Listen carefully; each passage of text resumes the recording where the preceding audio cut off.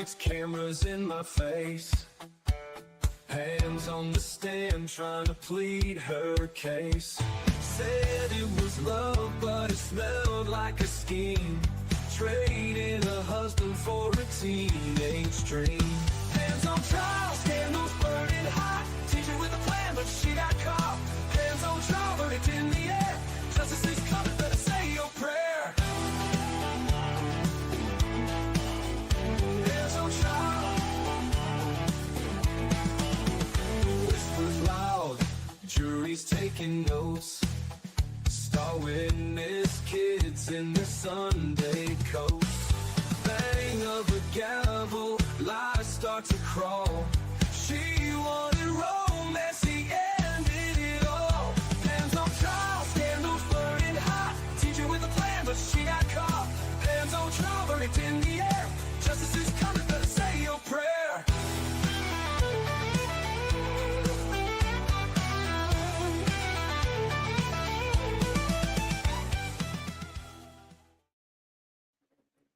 Hello, happy Tuesday, everyone. Hope you all are having a great day and great week so far. Even though we're just barely into another week. I am just dandy. Because I knew Flash Fan would ask. Great, Flash Fan. I'm great. Like Tony the Tiger. What's up, Dog Mom? Good to see you. I know you've been busy. You mentioned you had a big case and it's taking all your time, but I'm glad you're just going to be hanging out with us in the background. Hello, Frank. How are you today? And Lavi. Hope you are doing well. Oh, Sharon. Go enjoy the keys. We'll be here when you get back. Have a good time. It's Friday. I wish. But it's not, and I won't wish my life away. I'm going to try not to. Going to try. I most of the time don't know what day it is. I'm good, Frank. Really no complaints. I had a friend tell me one time, that's good because they aren't the complaint department. Point taken. Thank you, Dog Mom, for being a member of the jury pool for 1 month. I appreciate it so much.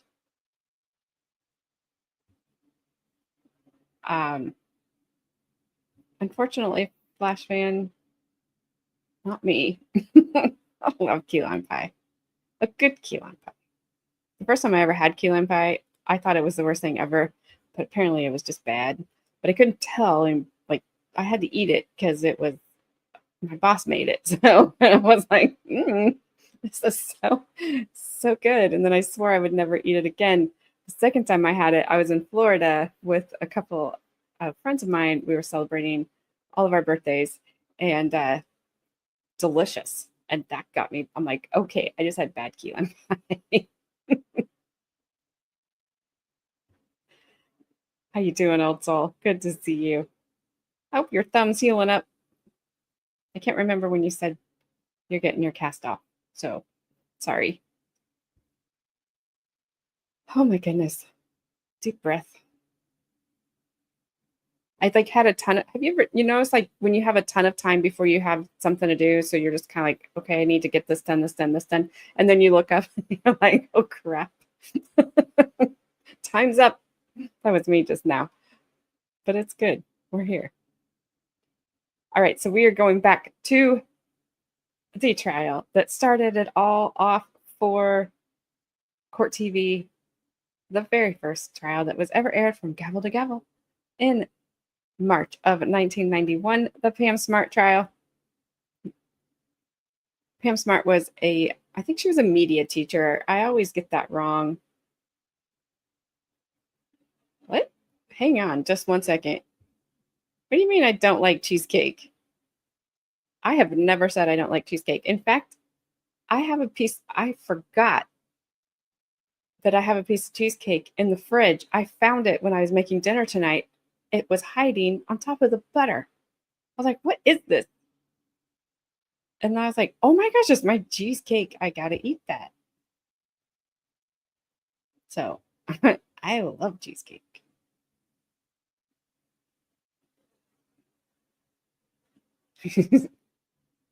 Yes, thank you. Had to set that record straight. Awesome, old soul. You're almost there. Media. Did I say media? Are you talking? I don't know. Sorry. Anyway, Pam Smart was, a media teacher. I think meaning not media like news media, not then. I would have had a different meaning back in 1990. I don't remember though what it was. Now I know what you're talking about, Frank. Sorry. I'm trying to bounce back and forth between two and two things. Hello, Brandy Cat. Good to see you. Hope you're feeling better and the flu is out of here. Dog Mom, thank you so much for the $5 super chat because I am AJ's personal prosecutor. That's right. That is right. What's up, Shenny? I am already here. Yes, you're a busy woman, Shenny. You are like run circles around me. I kind of think you are just always on the go. So yes, play down. Take a load off. Good deal, Brandy.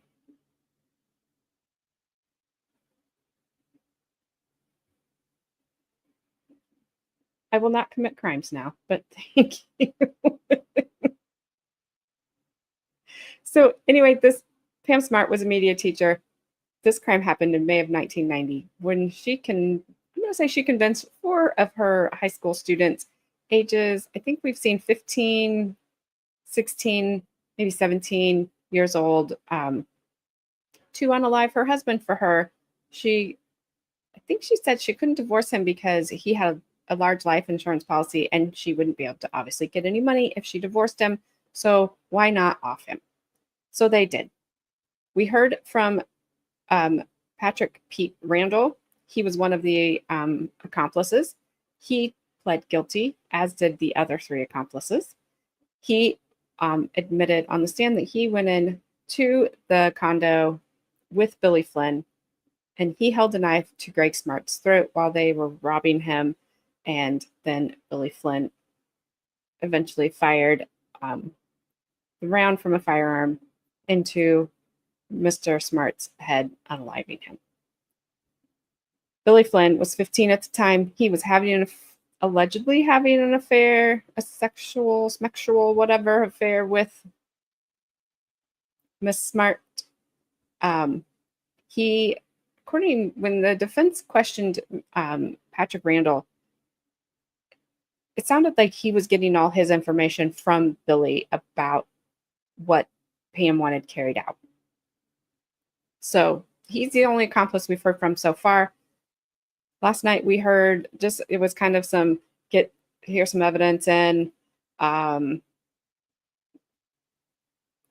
heard from the chief medical examiner that was kind of bad about hearing how it was a hollow point and that I'm not trying to be graphic. It didn't go in and out. It sounds like that bounced around and caused a lot of damage. To say it, I don't know how else to say that. What's up, Gabby? And then we heard from Vance Lattime Jr., who is the father of the witness that we are going to. Sorry, you would think Carmen was here or something, but she's not. Of the witness tonight, which is Vance Lattime Jr. Vance Lattime Sr.'s vehicle, there you go, Gabby, and firearm were used in the crime. Mr. Lattime Sr. told about how he took his firearms down to the police station because he had been told, believed by his son, that, hey, there was a burglary and one of your firearms was involved. So that's how they got that. So we're gonna hear. We're flash vision. What are you doing? Describe it. Describe it real good, AJ. No, don't ever say that again. Oh my goodness. Flash fan. What's happening?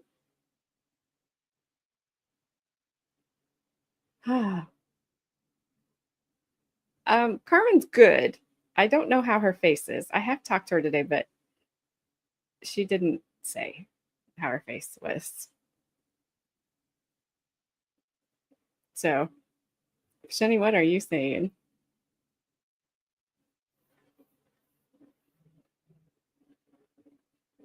They were doing dishes together. Think of how much.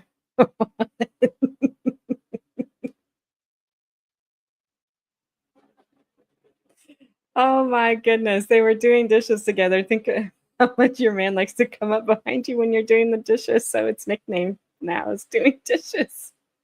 Oh my gosh. That's hilarious. Wow. That's not where I thought you were going with that, but that's funny. So, all right. Oh, oh my gosh. So we have about 2 hours of testimony tonight.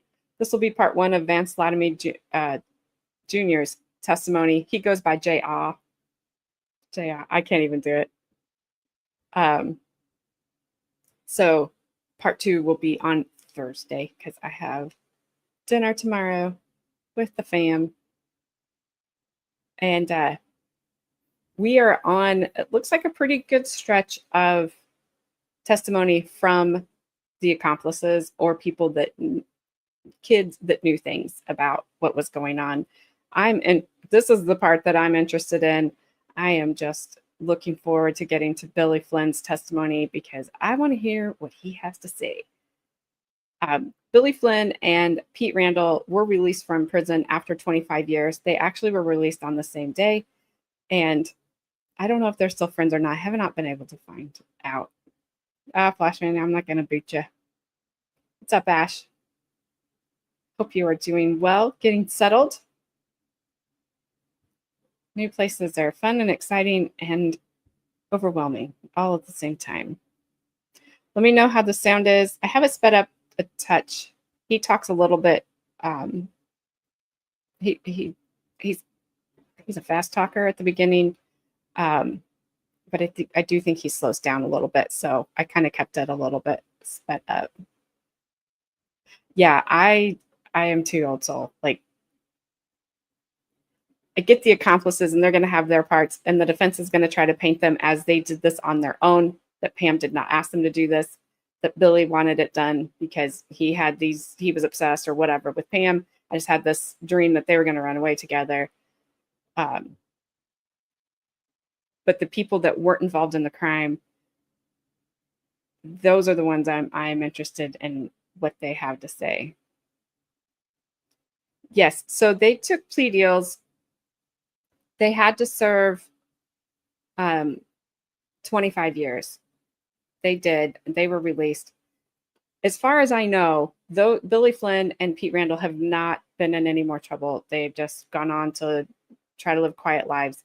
There is one witness, one accomplice. I can't remember his name right off the top of my head. He didn't do so well after he was released, which is not surprising. They basically grew up in prison. So, you know, it just is, it's sad. Yeah, I'm surprised to see you here. How was your face? Shinny was asking. I told her I'd talk to you, but I didn't know. All right, guys, I'm going to hit play. Other than Flash Fan, we know how the sound is. He's already told me it's bad, and he's not even heard it. I'd ask you to keep your voice up so everybody in the courtroom can hear it. Please state your name and spell your last name for the record. Vance Lattime Jr., Lattime. And do you go by a nickname sometimes? Yes, And what's your nickname? J.R. How are you most oftenly called? Bye, J.R. How old are you? 18. And where do you currently reside? Rockingham House of Corrections in Brentwood. How long have you been there? A little over a month. Where were you before that? In Concord, New Hampshire at ADC. What is ADC? It's a holding place for juveniles. And do you remember the day that you arrived at ADC? June 12th. Where did you live prior to going to ADC? 65V Collins Street, Seabrook, New Hampshire. Who did you live with? My parents, friend Ralph Welch, my adopted brother, and that's it. What's your mother's name? Diane. Does she go by another name sometimes? Naomi's her real name. So Naomi Lattime is her real name, and she goes by the name Diane. Yes. And what is your father's name? Vance. He's Vance Sr. Yes. Tell me who Ralph Welch is. He's a friend of mine. He's been a friend for approximately 11 years, and he lived with me for the past 2.5 years before I was arrested. How did it come that he was living with you? He just stayed over a lot during the summer and then gradually just decided to move in. I got along with my parents real good and just moved in. Now, how would you describe your friendship with him before June of 1990, over the course of that 11 years? We had a real good friendship.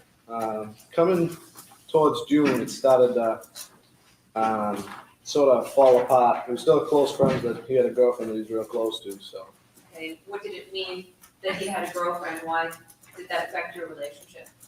he was spending a lot of time with her, and she didn't get along with me and my other friends. Okay, so did that mean that you spent less time with him? Yes, Who is William Flynn? he's a friend of mine. And how long have you known William Flynn? 2.5, 3 years. How would you describe your relationship with him? He's a real good friend. And who is Patrick Randall? He's a real good friend. I've been friends with him about 11 years too. Does he go by a nickname? Yes, Pete. How old is William Flynn? 16, And how old is Patrick Randall? 17. Who's Raymond Fowler? He's another friend of mine. How old is Raymond? 19.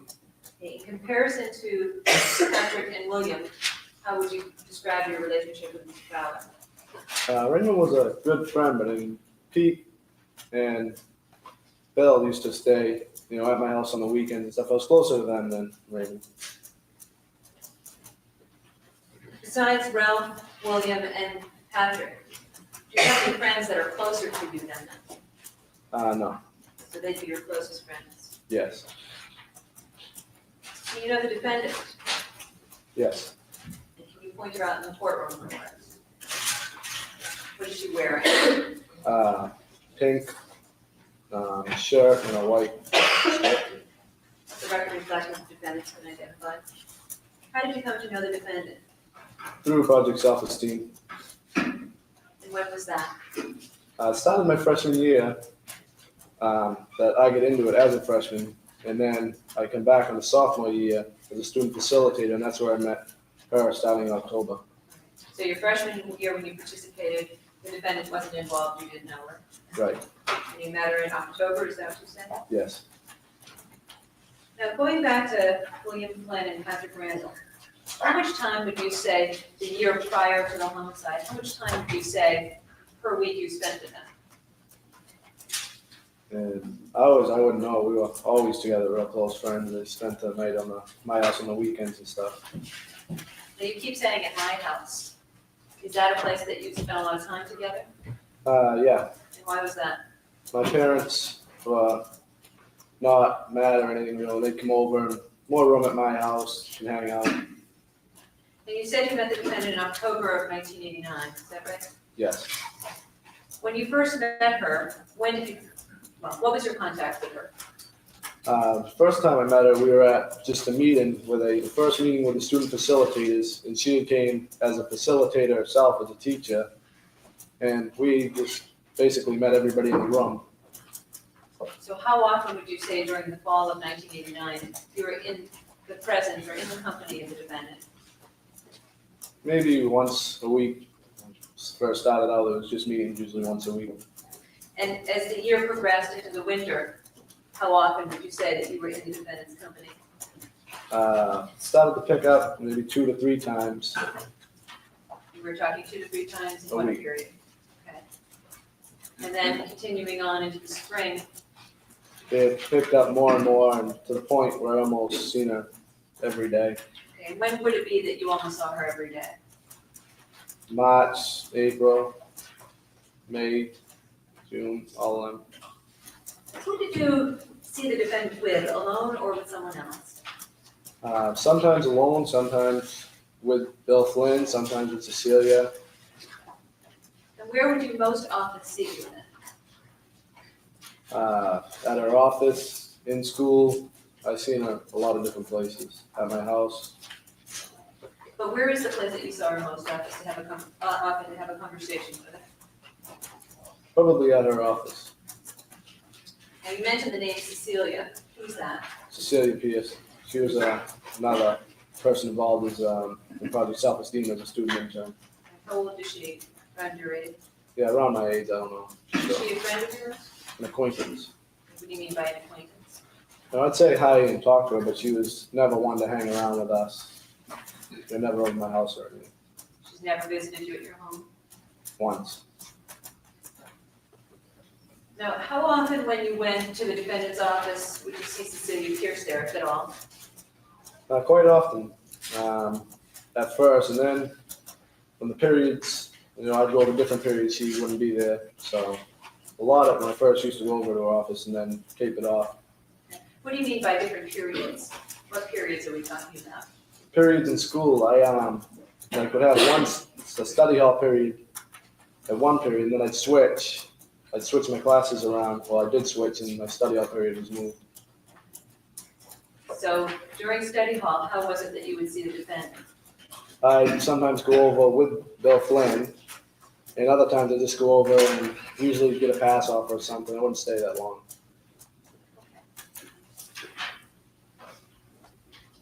I want to direct your attention to May 1st, 1990. What were your plans for that day? We had planned to go up and kill Gregg Smart. And who's we? Me, Bill Flynn, Pete Randall, and Raymond Fowler. What did you do in the early part of that day? I went to school. And how did you get from school to your next destination? I took the school bus.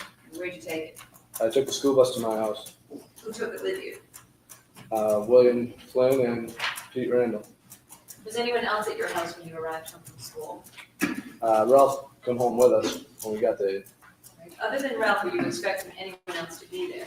Yes, I was expecting my grandmother to come to the car so I could borrow a car. And what car are you talking about? My grandmother's Chevy Impala. Where does your grandmother live? She lives in Seabrook, but she had stayed in Bradford. She helped an elderly lady and lived in with her. And when you say your grandmother was expected to be there so you could borrow her car, what was your grandmother going to do when you took her car? I would have drove her back to Bradford and then just drove home and kept the car. You mentioned that you had plans to kill Gregg Smart, and you mentioned Raymond Fowler, Patrick Randall, William Flynn, and yourself. Was there anyone else involved in the plan? Objection, we didn't have to answer. Objection's overruled. Yes, Who was that? Pam Smart. Did you do anything after you discovered that your grandmother wasn't there at your home as you expected? Yes, I called her up and asked her, why wasn't she there? And she told me she forgot, so I got off the phone with her. She had told me I need to get a friend to get her down to pick up the car, so I just hung out. What time was this? About 2:30. You said that she told you you had to get a ride. What do you mean, had to get a ride where? To Bradford. She had forgot to come up, so I needed a ride to get back. Okay. And what did you do after you learned that? I told Bill that we needed a ride, and he said he'd try to call it to him. Why did you want to borrow that car that day? Originally to go looking for a job, and then I ended up borrowing it to go up to Go Gregg Smart. Okay. Now, you said originally to go look for a job. When did you first plan with your grandmother that you were going to borrow a car? Friday prior to May 1st. And then later you decided it was going to be used on May 1st, is that right? Yes. So, I'm sorry, now what did you do after you learned this piece of information from your grandmother? I told Bill that we couldn't get her car unless we got a ride down to Bradford. And what did he do? He said he'd try calling Pam and asking if she could give us a ride down. Did Bill make a telephone call? Yes. Did you actually see him make the phone call? Yes. And you know who he made the phone call to? Yes. Who? Pam Smart. Is it usual for you to borrow your grandmother's car, or was this a special occasion that you had taken for the weekend? It's usual that I borrow it often. Okay, after Bill makes the phone call to Pamela Smart, then what did you do? I went into my father's room, got the gun out of the drawer, and walked out, set it on the kitchen table, then walked down to the back room and talked her up. What room of your father's did you go into? His bedroom. And what gun did you say that you got? Child Arms 38 Special. Why did you put it on the kitchen table? Because there was nobody right there for me to hand it to. I just set it on the table and walked down to talk her out.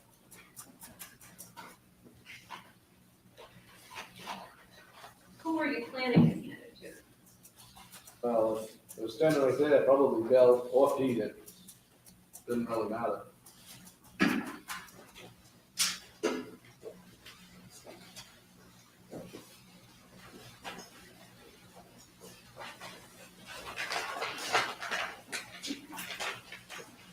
I'll show you a gun that has been admitted as State's Exhibit 40.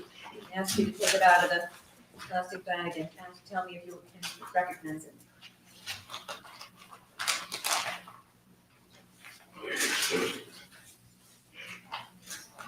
Yeah, that's the one I got out of the drawer. Had you ever shot this gun before? Yes, Did your father own other guns other than this, or was this his only weapon? he owned other guns. Where were those located? Throughout his room, in the closet, in one corner. How did you know where this gun was located before you took it out of the gun that day? I don't really know how I knew. I had known for a while. I don't know how originally I come about finding it.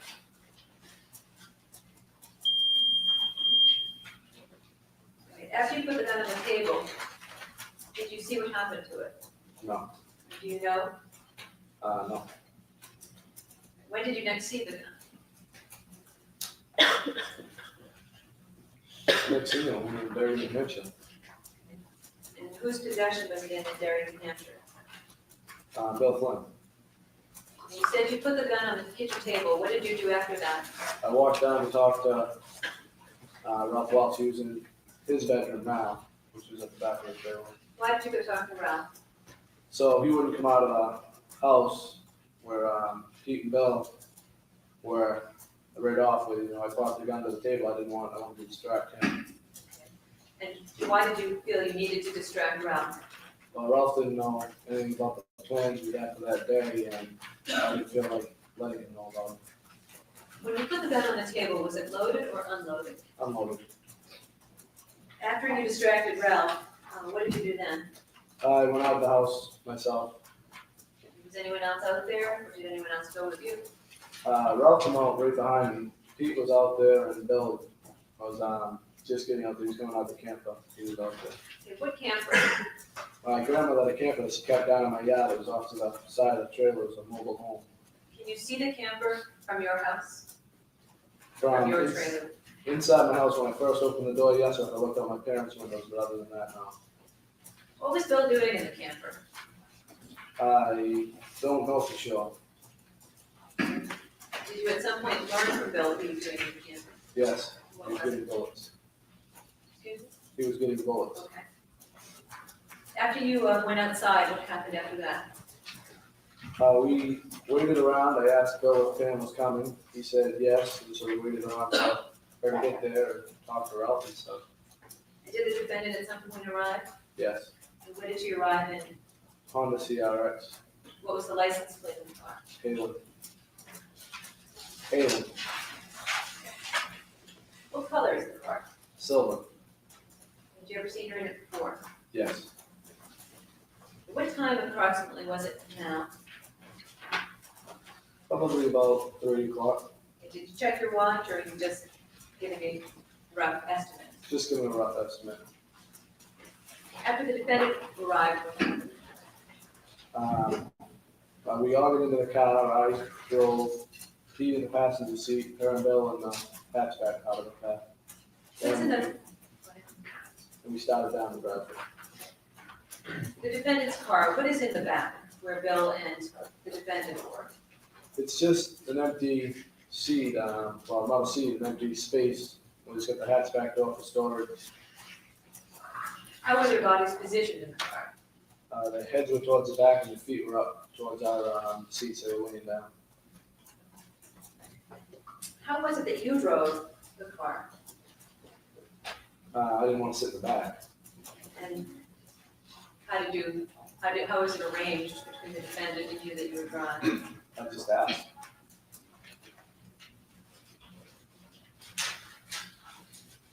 Was there any conversation on the ride to April? Yes. Who, involving who and between who? There was conversations between all of us, Pam Smart, Bill, me, and Dee. What conversation, if any, did you have about your plans to kill Gregory Smart that day?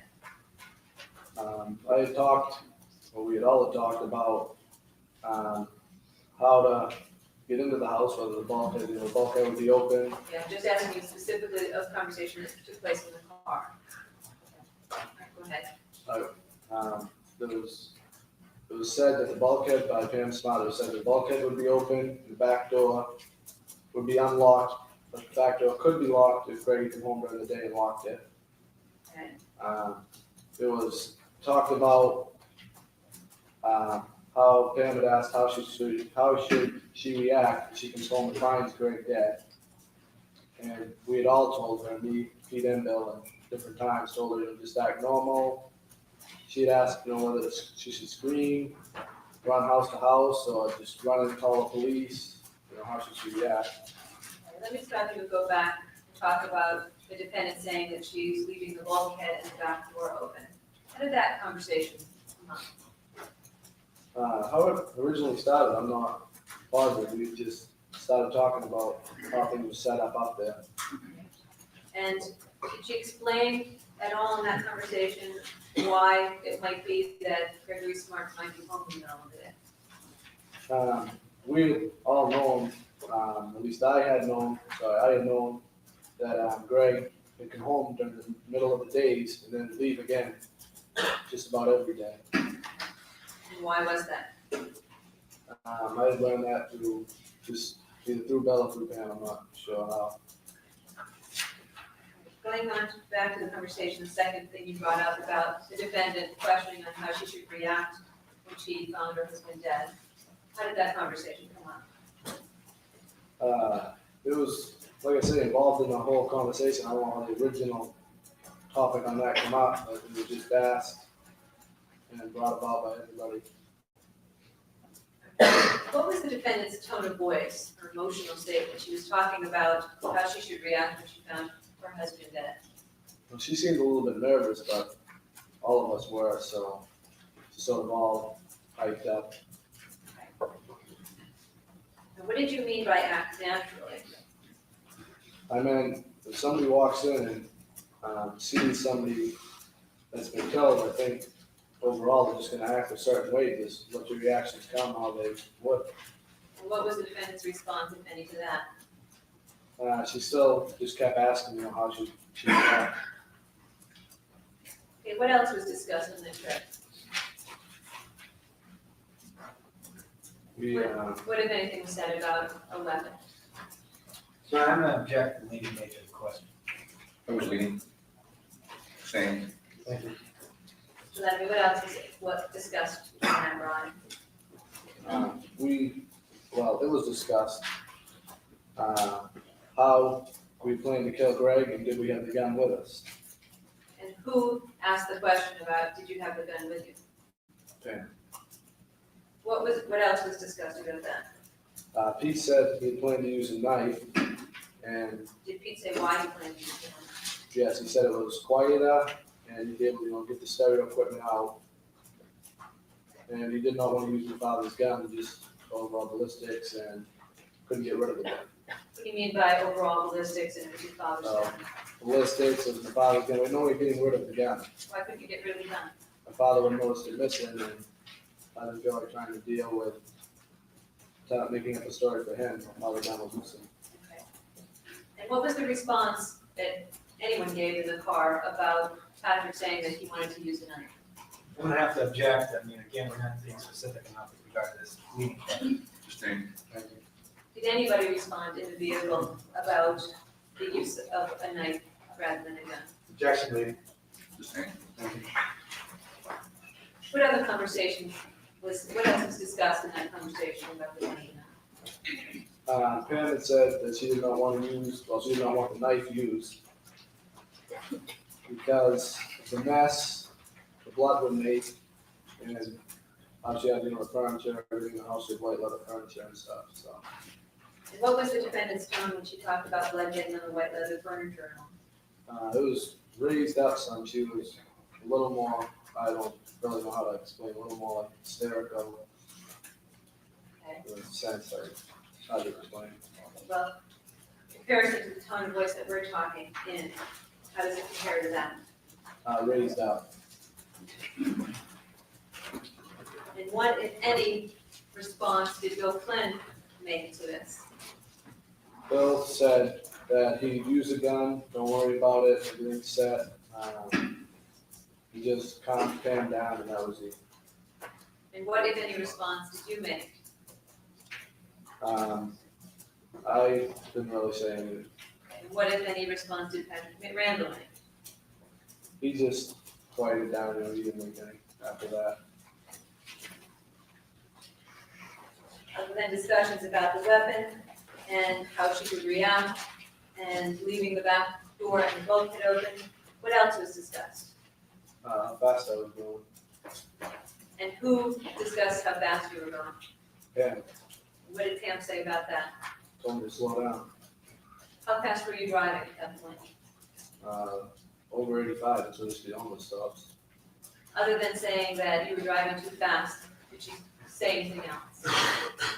Yeah, she said, slow down, we can't, I can't get pulled over. Driving with her in the back, and how would she explain this? What did you do or say in response to that, if anything? I told her, don't worry about getting pulled over, we always get fast on this road, but I did slow down. Was that the extent of that discussion? Pretty much, yes. When you say pretty much, is there anything more? A few comments after, but nothing really in the discussion itself. What else was discussed between Pam and other people during that ride? There was talk about jewelry. She had said she had jewelry, all in jewelry box on the upstairs. I don't know where. She said she wanted to left that expensive jewelry that usually wasn't in the box. What do you mean? Tell the discussion what it related to about expensive jewelry that went beyond what you told us. Yeah, she had said that there was jewelry, she always kept jewelry in the box, but she put a couple of chains and stuff in there that usually weren't kept in the box.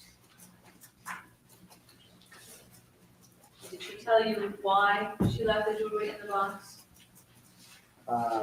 It was known by us why she put the jewelry in the box. She didn't say it at that time. Why did you know she put the jewelry in the box?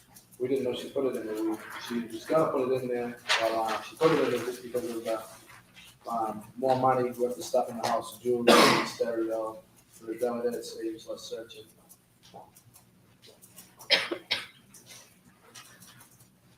Anything else that you and the defendant or anyone else in the car discussed that related to your plans on May 1st? Not that I recall. Did you at some point arrive at your grandmother's house? Yes. And what happened when you arrived there? I got out of the car and went up and went into my grandmother's house. What did you do in your grandmother's house? I got the keys to her car, got money off her, and then left to get her, got out the driveway, got her car, and he couldn't get me. Did anybody go into your grandmother's house with you?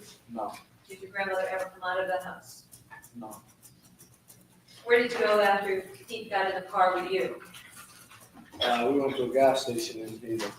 Did you see what happened with Bill Flynn and the defendant?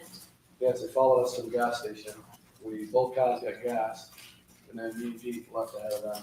Who was driving the defendant's car? And Who was driving your grandmother's car? me, Where did you go from there? back to Seabrook to my house. And when you arrived at your house in Seabrook, who was there? Ralph, Anybody else? no. What did you do when you got to your house? Waited for Pam and Bill. How long would you say you waited? Probably about 5 minutes. Can you tell us what time it is approximately now? Do you know? I'd say right around 4. What did you see when the defendant arrived?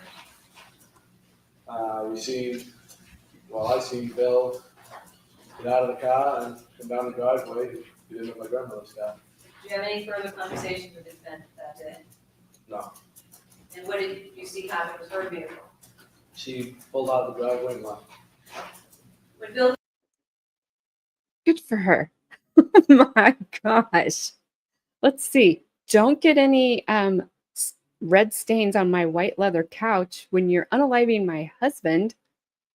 Also, I'm going to follow you guys to the gas station with my 15-year-old boyfriend, who I'm going to blame later for this.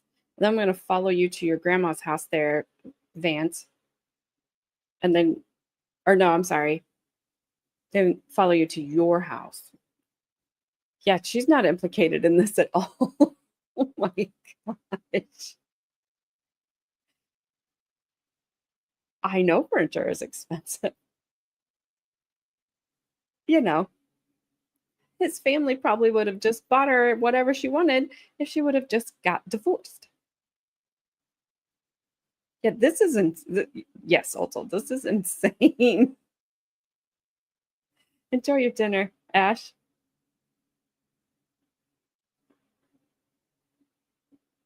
And a proper hello to Danny T. And let's go if he's still here, since he said he was seeing himself out. Hey, Pedaltown, what's up? It's the Pam Smart trial with the bubbles on the stand. Not that bubbles, just bubbles. Yes.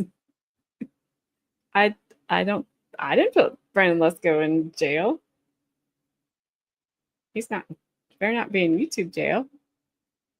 Frank, well, my dear, it's you or the furniture. I think I'll go for the latter.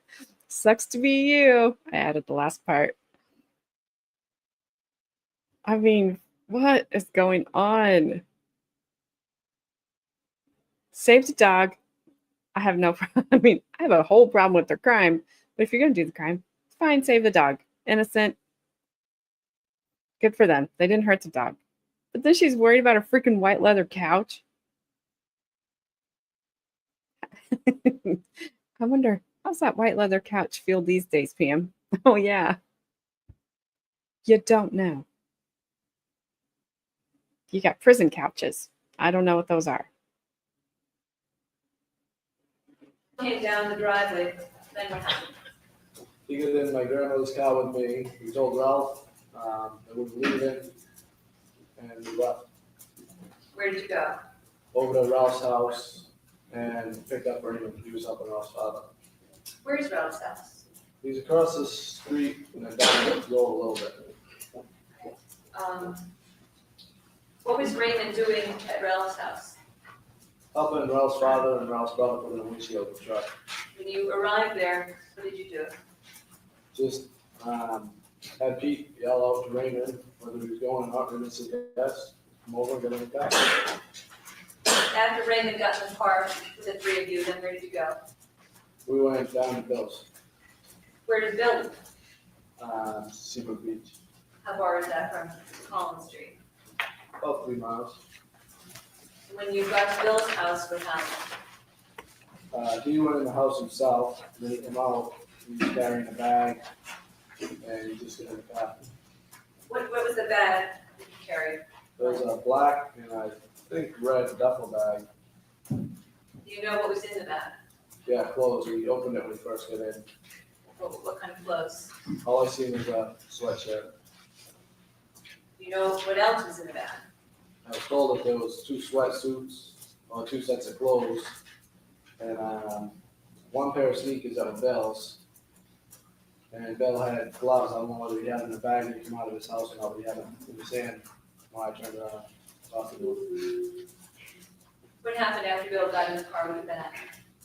He took out the gloves, and me and Raymond started making fun of him because of what kind of gloves he had. What kind of gloves did he have? Latex. You mean, describe them for me. Like hospital gloves. They were rubber gloves, and you just put them on, and they're real tight around his fingers. So What color are they? sort of yellowish clear. Okay, so you were making fun of him, and why were you making fun of him? You know, latex gloves, all the things you guys are not wearing at this point in time in court when you handle evidence. Obviously, we all know what those are now. Funny that they did not, that they had to describe those back in 1991. Oh my gosh. Oh, the world has changed. Because if you took the gloves, you were sweating them, and you pushed them right up against the window on the car, and leave a fingerprint. And why was that funny? Because I figured all this planning he was supposedly doing for this murder that he wanted so bad, he had a better set of gloves than them. What comes of you making fun of him? Anything beyond that? Yeah, it gets a little bit funny to us and decide, him and Pete Randall decided to use Scotch tape around their fingers. What do you mean they decided to use Scotch tape? What was the plan? They decided to stop at a store and put Scotch tape around each of their fingers, and then put the gloves on over the tape. What was the purpose for putting the Scotch tape around the fingers and then putting the gloves over? To prevent fingerprints. The idea that the fingerprint would come through the tape? Right, it would stop the fingerprint. What else happens in the car on the ride out? On ride up, we stop and get gas again in Seabrook, and then we head up to Derry, and then we get lost. Is there any discussion in the car about the plan that night? There's some, mostly between Pete and Bell. What are they talking about? They're talking about the layout. Bill's explaining over and over again the layout of the place. And they talked more about the gun and the knife and which one they were going to use. Tell me what they said about using the gun or the knife. Pete was still saying that we'll use a knife. And Bill was thinking, well, we should use a knife, but take the gun just, at least he was telling me, just take the gun just in case. And they'd get chased out of the house by the police or by a neighbor, and they had to run from there. Jared, when you went into your father's drawer and you got the gun, what did you understand the gun is to be used for? When I got the gun from my father's drawer, it was still not supposed to be used. It was supposed to be just to show Pam that we had the gun. Why show Pam? Because she wanted the gun used, and Bill knew that. All right, does Bill and Patrick come to a decision on the gun or the knife in the car? Once we arrived at the mall, yes. And when you arrive at the mall, where does the discussion lead in? They decide, they asked me, because I was in the conversation on whether they're taking the gun or not, when I got the gun. And we all came to a decision that we could take the gun. It was not supposed to be used. It was just supposed to be there in case they get chased out of the house.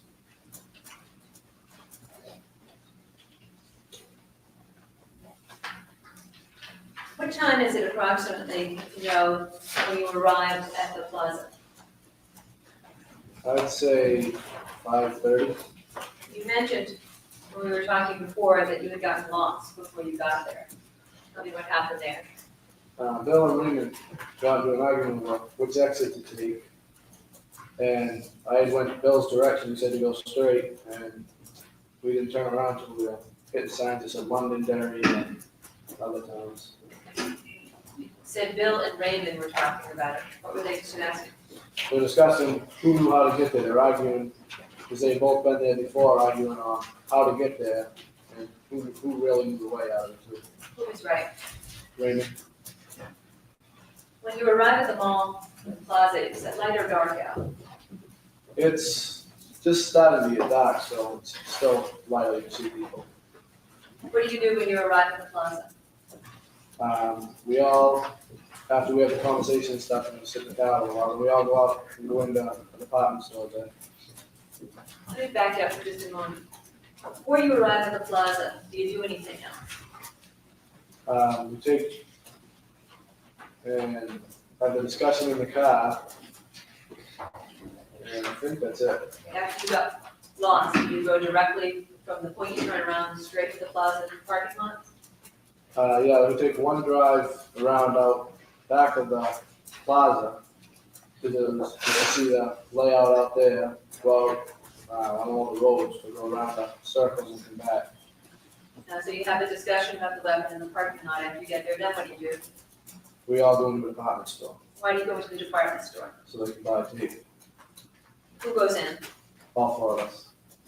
And what happens in the parking, in the shopping center? We start joking around and they were bothering some lady, and sooner or later we get the tape, pay for it, and leave. What happens after you leave? We just go out into the parking lot, and Raymond starts asking for money for a piece of pizza. We all go to the pizza place one by one to go to the bathroom and just hang around. Why are you hanging around? It's not dark out, and there's a game going on in the stadium right near the plaza, all kinds of people there. What kind of stadium? I don't know, I've never seen a wall of people up by the wall. Where in relationship to the plaza is the game in the stadium? If I was standing, like, facing the plaza, it would be to my right. If I was standing coming out of the plaza, it would be to my right. Right. So you fool around and waste some time, then what happens? The game gets over, Bill and Pete decide that it's dark enough, so, we walk over to the car, they get ready, money to give me this piece of pizza. Us three walk over to the car, they take out the gun, while I'm sitting there, and then they're making, last minute details between themselves. And they grab their duffel bag and leave. Before Bill and Pete leave, before they get the bag, what is the tone of your conversations? What are the moods between you? I'm still pretty relaxed, they're getting real jumpy, Who are they? Pete and Bill. What about Raymond Fowler? I don't know, he's in the pizza place. What's Raymond Fowler's role? Actually, up until then, really didn't have one. Why do you not? I wanted somebody to talk to in the car. I figured they'd be in the house a while, and I just wanted somebody to talk to in the car. All right, so Bill and Pete leave with the bag. Did you observe whether the gun was loaded or not when they took it out of the car? No. Do you know if the gun was loaded at any point? Not, I know it was long as well. No, when I took it out of the car, no. You never saw them load the gun. Right. Okay, after Bill and Pete leave with the bag and they go behind the store, what do you do? I go up and start talking to a guy who's in front of the store. I don't know who he was. I was just talking to him. Raymond was out at a pizza place. Talked to him a little bit. Raymond was into a tape store. I stayed talking to the guy for a while until Raymond comes out. And then, Okay, other than talking to this guy and talking to Raymond, what else do you do? If anything. for a while, me and Raymond hang around, so looking at all the stores, because there's a lot of unbuilt ones too, so we walked down by them. Then we got oil for the car, went in, went in the department store, got the oil, put that in the car. And decided they were taking a while, so we took one ride out around the back of the mall, past the condominiums. Raymond said he knew what Gregg's truck looked like, and said it wasn't there, so we come back, parked, and just sat listening to the radio. Okay. At that point, how much time approximately has transpired between the time Bill and Pete leave with the bag and you take that first ride? Probably an hour and a half, 2 hours.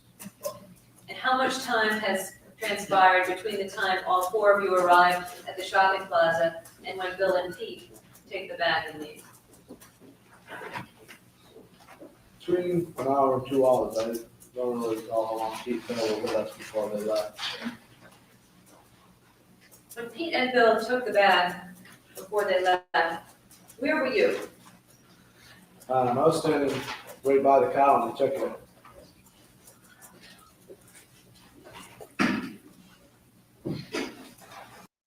No, Puddletown, actually, they're not. They've all kind of have the stance of if one of them falls, they all fall. And they are all sticking beside each other and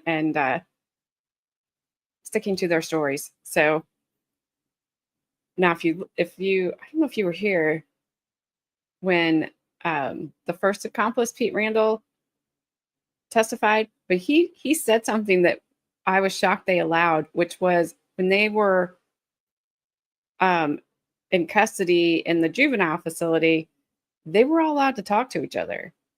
Like, so they had a while to get their stories straight. I will say that. So I don't know, but I think they all got the same deal. I'd have to double check that. Was half his brain cell working when this happened? He is more psycho than you are, Lavi. Well, I hope not. I mean, I hope he is. Sorry. Yeah, I guess I have a half brain cell working. I told you weren't leaving. Let's go.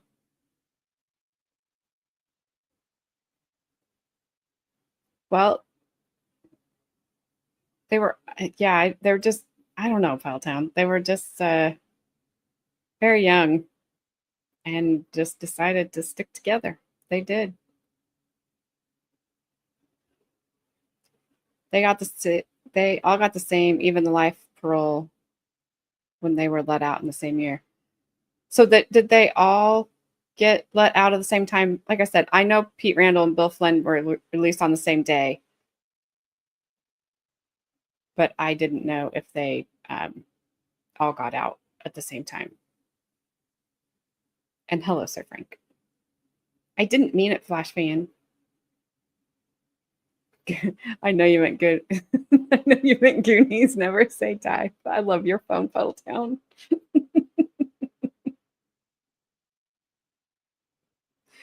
Oh my gosh, your phone's the best.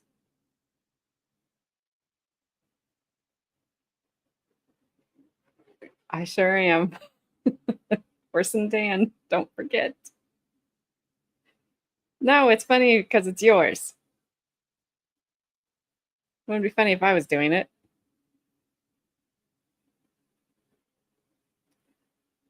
No.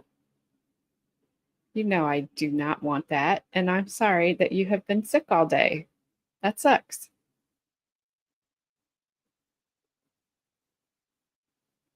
So take care of yourself. Stay hydrated. Do all the things that you need to do so that you don't end up back in the ER.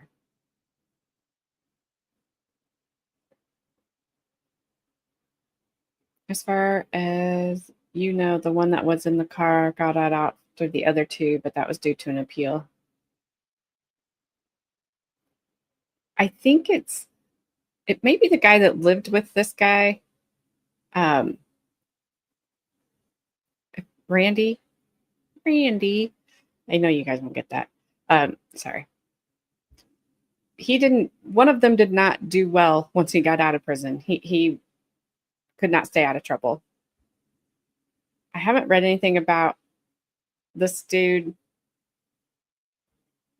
but I'm pretty sure that Bill Flynn and Pete Randall have stayed out of trouble. Water will set you free. Yeah, but sometimes you need to get more than water when you start getting dehydrated. Brandon, some electrolytes. I might be. Never tell.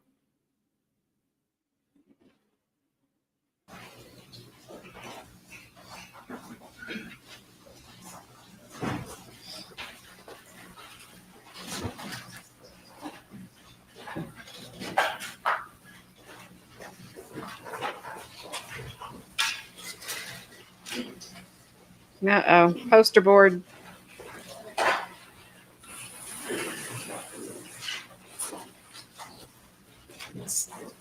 She needs mannequins, let's just be honest. With your honest permission, I'd like to have a witness come and demonstrate on the diagram. Step down for that.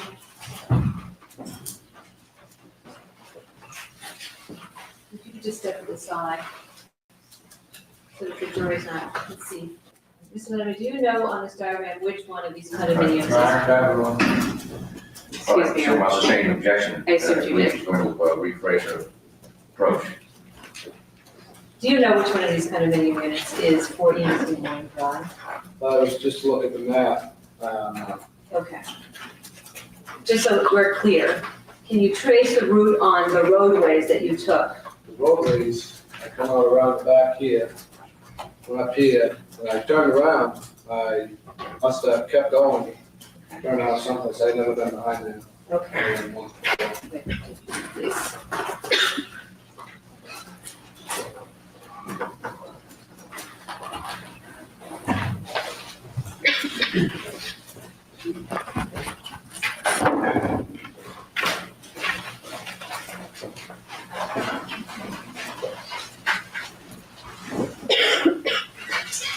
What do you do after you take that drive around? I went back to the mall and just sit and listen to the radio and cut up balls in the car, or plastic balls with razor blade. And how long between, excuse me, straight back. What do you do after you cut up bottles with a jack of the knife? What do you do then? Roll down the windows, sing songs off the AM radio real loud for about a half hour, 45 minutes, and then take another trip around the back of the mall. Do you follow the same route that you took the first time? Yes. Did you know at that point what Gregg Smart's truck looked like? No. Who did? Raymond. What happens as you come around that drive the second time? Raymond sees the truck, tells me he sees it. And so we keep going the same route we took before. And he's trying to explain what the truck looks like and where it's parked so he can show me when we pass back by. When we turn around, he tries to show me. I didn't see it when driving. And we start taking the same route back. So you pass the condominium one time and you're headed on your way back, is that what you said? Yes. And what happens on your way back? We come onto the road that turns off the one that the condominiums off of. To the one to the mall, we come onto that road and Raymond says he sees him running, Pete and Bill, through the field, tells him to stop, and tries to point him out. I stop and he tries to point him out to me. And do you see them? After a couple seconds, yes. Tell me what you see. I first looked over, I seen them both running, and I seen Bill just disappear from sight. And he kept running. And then I see Bill come back out, like he fell or something. He comes back up into sight. And then right when they get near the car, Pete falls himself on his face, and Bill runs to the car first. How are they running? Real fast, and I guess just running. Do you see anything in either of their hands, or are they running free? Pete's carrying a black bag. Is Bill carrying anything? I didn't see anything he was saying. What happens if they run toward you, then what happens next? After we both make it to the car, they jump in the car. Pete tells us to get moving, going, and screaming, going, and everything. Me and Raymond just standing there asking why.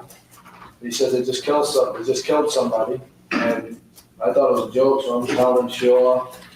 And we just wait there and everything until finally Bill says that he just killed somebody, but I told him his voice, I believe he did, so we drove to the back of the mall. What's the tone of Bill's voice? Really nervous and really jumpy, like scared. You said that you thought it was a joke. do you mean? I knew why they were going there. I didn't believe, I mean, they made a first attempt, and while Bill and Raymond had it, on the second one, I didn't believe they were gonna do it. I figured they'd take the stereo and stuff and leave before Greg come home. Why did you believe they were gonna do it? One, they planned to use a knife, and I didn't believe either one of them, like, had the guts to kill somebody, and people can talk about it, but I didn't think they really would. When you heard Bill's tone of voice and you understood he was serious and he said he killed something, what did you do? I drove Where'd you drive to? to the back of the mall where he directed me to go. He got out of the car, picked up clothes or something, jumped into the car, and we left the mall. You pick up the clothes, did you reverse direction or did you continue in the same direction that you were traveling when you first saw them? We continued in the same direction. When we got to the mall itself, to the back of the mall, we went the opposite way from what we normally would have went to get around the front of the mall and drove out there with Pete directly to the spot in the back of the mall. Tell me what you mean by you went a different direction than you normally would have went. What's your normal direction? Well, the direction that I thought was the only way to get out to the front of the mall was to the left of the way we were going, and we went to the right. And so you take the right and then where do you go from there? I go to where Pete directed me, it's like this little, I think it was an indent in the mall. We pulled in there, Pete said to stop, he ran out, grabbed some stuff and jumped back in the car. Where approximately along the back of that building did you stop? Not exactly positive. What's the seating arrangement in the vehicle? Me in the front seat, on the driver's side, Raymond in the passenger side front seat, then Pete and Bill in the back, I'm not sure which one was on which side. I don't know. You pick up the bag, what's the tone in the car? Let's get out of here, we're all real nervous at this time. So I asked Raymond, I'm like trying to get directions out of the mall, I'm not even in the front, I didn't know how to get home. And so we leave from the front of the mall. After you pick up the clothes, do you go, if you're facing the back of the mall, did you go around to the right or around to the left? Back, if we're facing it, we went around to the left, the same way we had before. So what you call your normal way. Yeah.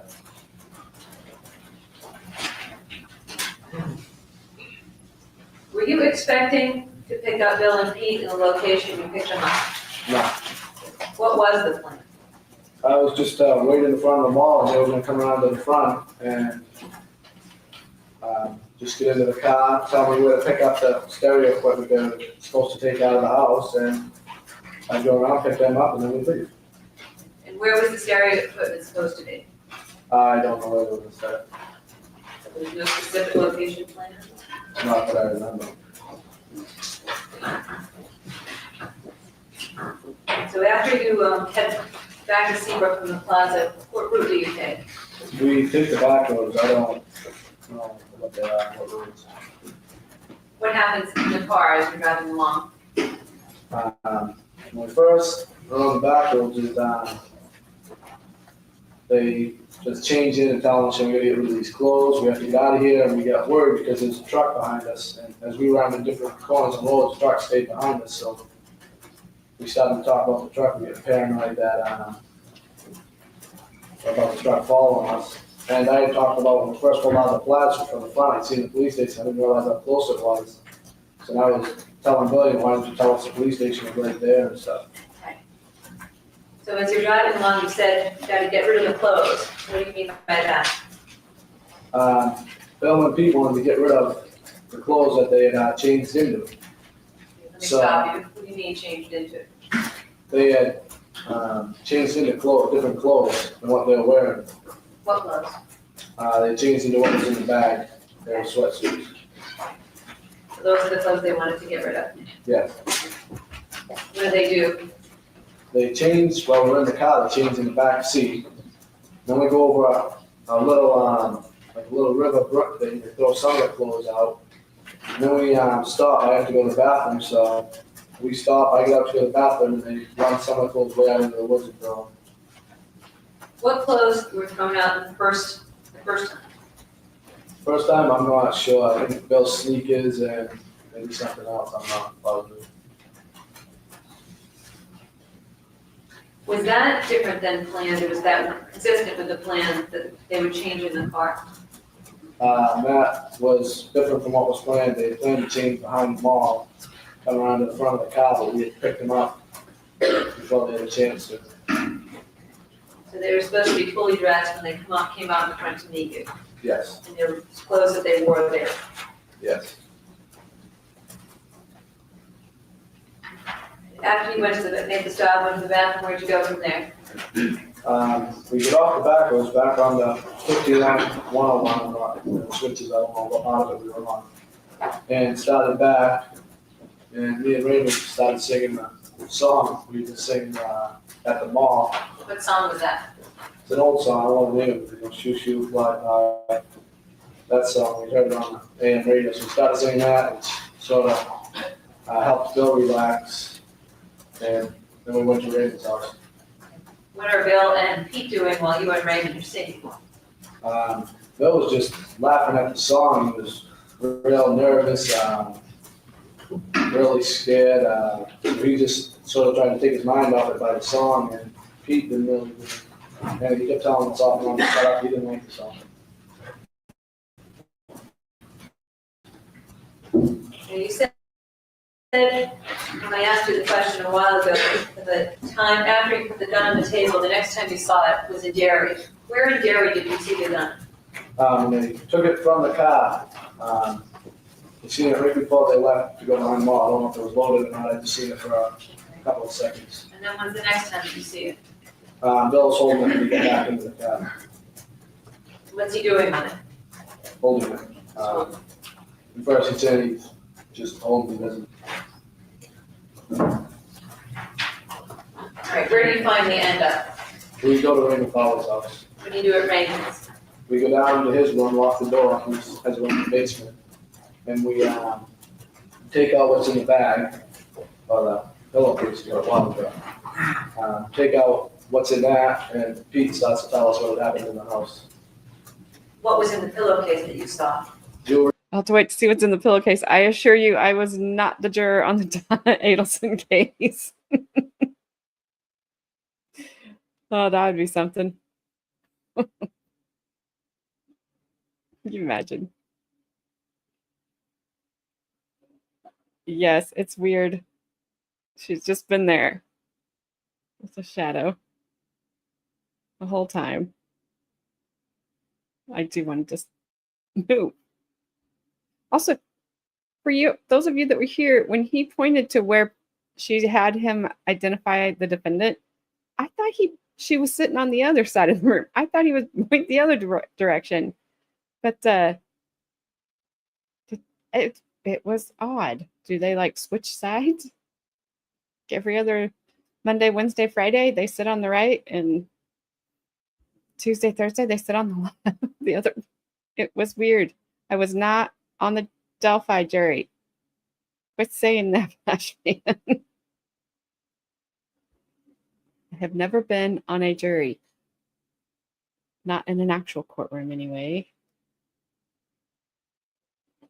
Thank you, Labby, because I was wondering if I was the only one that noticed that. That, like, why is she over here? I thought the bow was over there. Or there. Whichever. It's backwards to me. When I point in one direction, I know I'm pointing in the wrong one. But I still do it. Yeah, thanks.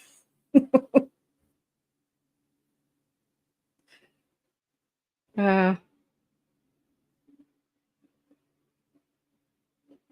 left. Her left. I don't know. I was not on the Lori Vallow jury. This guy's name is Lattime. Mr. Lattime. Vance Lattime Jr. We saw Vance Lattime Sr. testify yesterday because his firearm was used in the crime.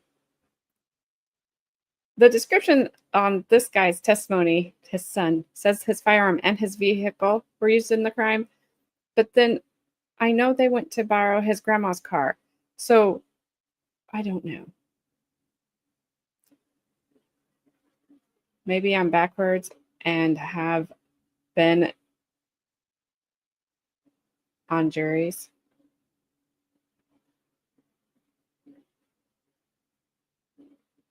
Maybe. You didn't think I could read that, did you?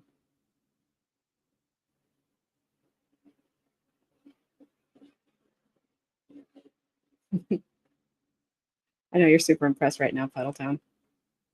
3 compact discs. What kind of jewelry? How much jewelry?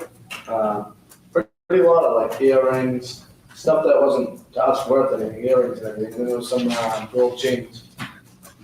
How many compact discs? I'd say about 12 cases and maybe 8 discs that were in the cases.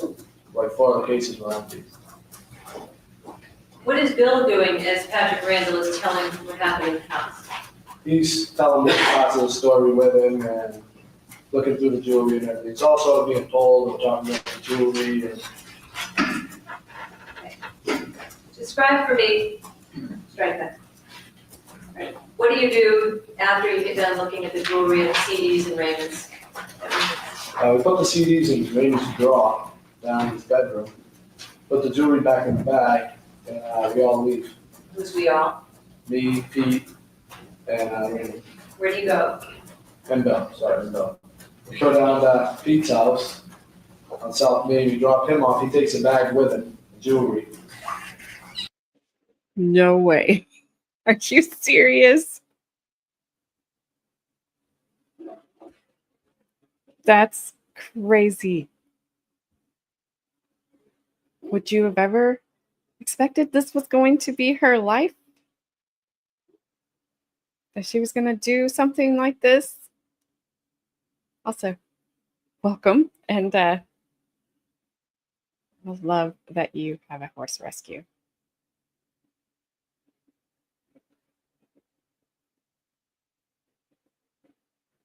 No, you cannot, Carmen. Oh my gosh, she was crazy all along. All right, well, that explains things. Too bad she was allowed around children and ruined 4 teenagers' lives. Hopefully they're got it back together now, but they're always going to have that. I'll be honest, sometimes when I do these, well, we've only done a couple of old trials, but I don't want them to, I wouldn't want him to see it. Like, because he's moved past it. But yeah. Really? I'm fascinated right now. Pompous, ignorant, show off. Yeah, I'm with you, Frank.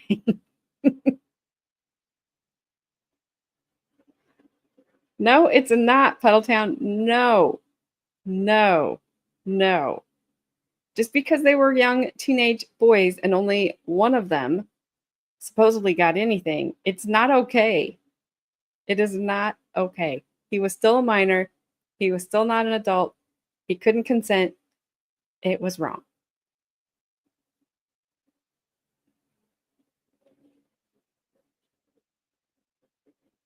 Yeah, we got a few. We had some. It's all right.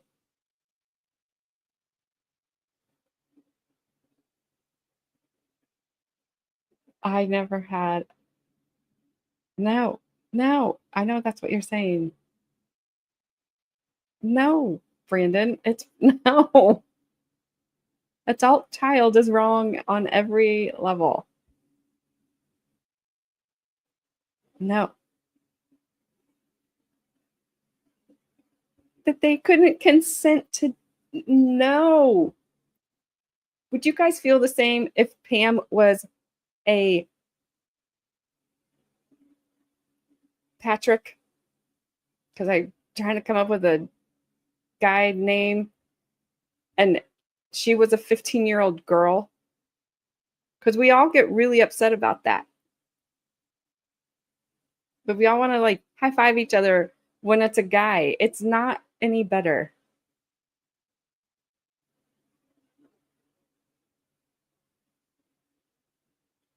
Like, it's no. Ask questions. I'll try to look for them or read them out. I'm doing chores and listening and can try to answer. Will do. Will do. So if you guys have any questions for Colleen, let me know. Put it in chat that it's for her, and I'll read them out loud.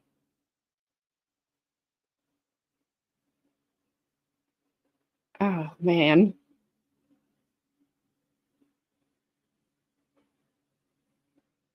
That's right, old soul. Thank you. I knew you'd have my back.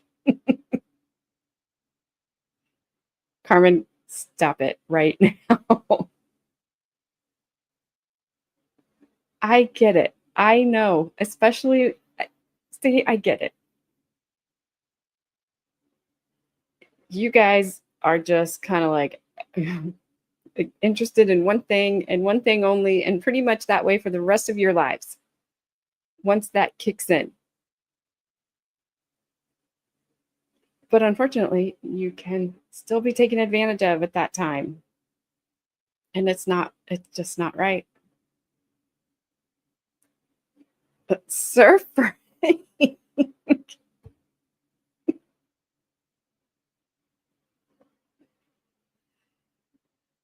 I'm not. Frank. Yes, just hold a book in front of it and move on. Don't. You want to know? Because, sticky. All right. Anybody have any serious questions for Colleen? Let me know. I'll read them out. She went to school with old Pam. I about said Betty. Absolutely, girls get crushes on teachers.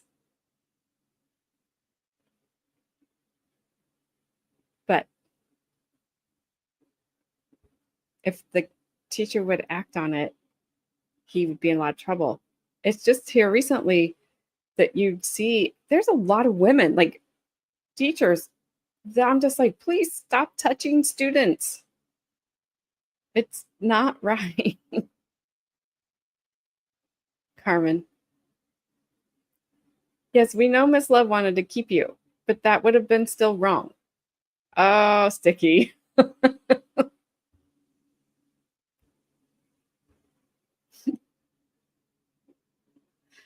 Oh my. Carmen, stop it. I'm hitting play now.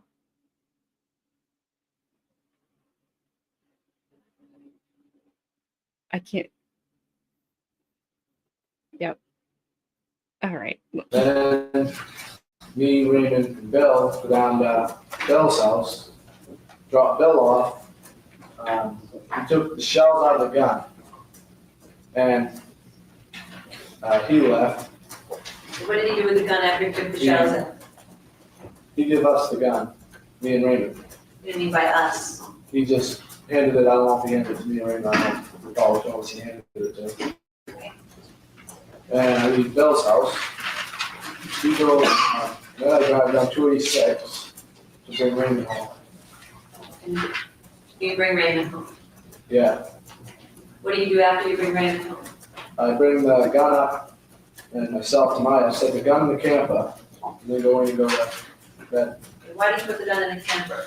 Because on the way back from the beach, me and Raymond had talked, and I'd asked him if he would clean the gun for me. We were at school tomorrow, so when I got home from school, before my father got home from work, I could set the gun back in the drawer. Did you ever look at the gun again on the next day? Not before I left for school. When I came back from school, yeah, I looked at it. It was clean, and I set it back in my father's room in the drawer. What drawer and what room do you set it in? His top drawer in his bedroom. Is that different or the same as the drawer from which you took it at the beginning of May 1st? It's the same. What do you do on May 2nd, first thing after you get up in the morning?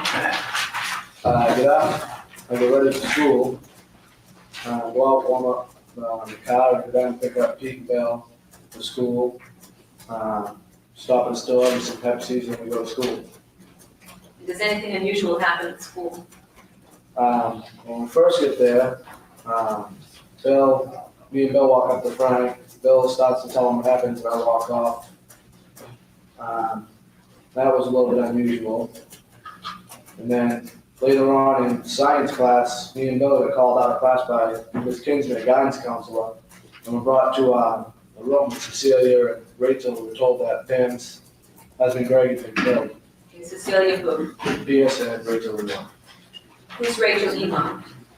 She's, I guess, another acquaintance of mine. She's a friend of Pam's. I believe she's a friend of Pam's and Cecilia's.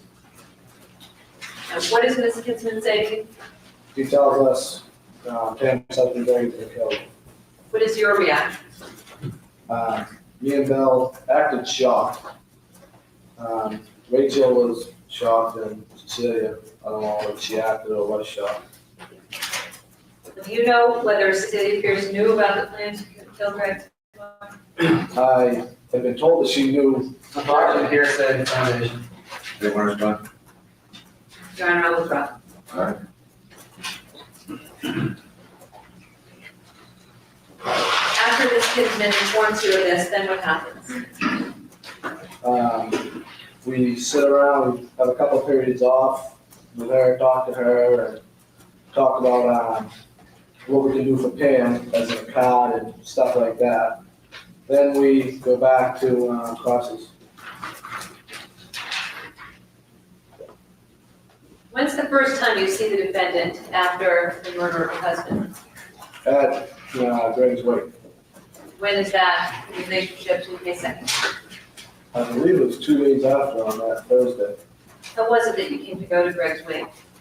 Miss Kinsman had asked all four of us if we would go, and it said that it would look good if we had went, we were Pam's friends in school, and it's like that, so I just agreed to go. Who were all four that went? Only 3 of us went. Miss Kinsman had asked, me, Bill, Cecilia, and Rachel. How did you get there? Miss Kinsman. Did you speak with the defendant at the wake? Only briefly, just for a second. Your Honor, we're going to break at 4:30. I'm about to go into a new subject and it'll be a good time to break. All right, we'll adjourn for the evening, ladies and gentlemen. There is no court tomorrow because one of the lawyers had a commitment in our Supreme Court.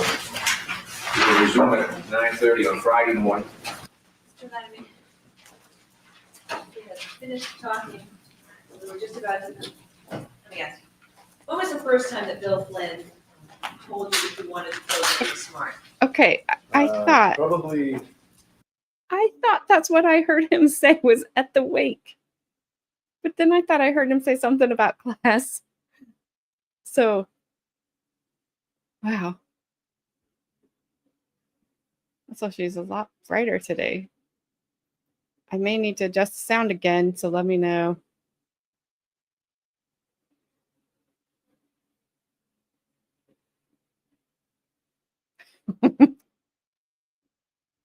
Zach, quit trying to unalive. Let's go. The month of March. And where did he tell you that? I'm not sure on the first time he told me when he wanted to kill him. Where did the preliminary first conversations usually take place about Gregory Smart? No. At my house. Who was present? Myself, Bill Flynn, and Pete Randall. And when he told you he wanted to kill Gregory Smart, what did you say? I asked him why and told him he was nuts. What do you mean by nuts? At the time, I couldn't see any reason why he'd want to kill Gregg or any reason why he should. Why did he tell you he wanted to kill Gregg Smart? He had told me that Pam had asked him to and said that Pam had wanted Gregg dead for different reasons. What were the different reasons? He had said that Pam had told him that her and Gregg didn't get along, that if they were to get a divorce, Gregg would have everything. He would get the house, the dog, the cars. And he had said that Pam had told him that he had been, she had been hit by Gregg. Did you yourself ever see or hear anything that would evidence this bad marriage? I've heard one conversation.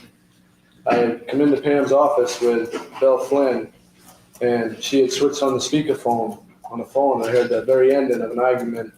I don't know what the argument was about, but it ended with, well, if you want a divorce, that's fine by me, and they both hung up.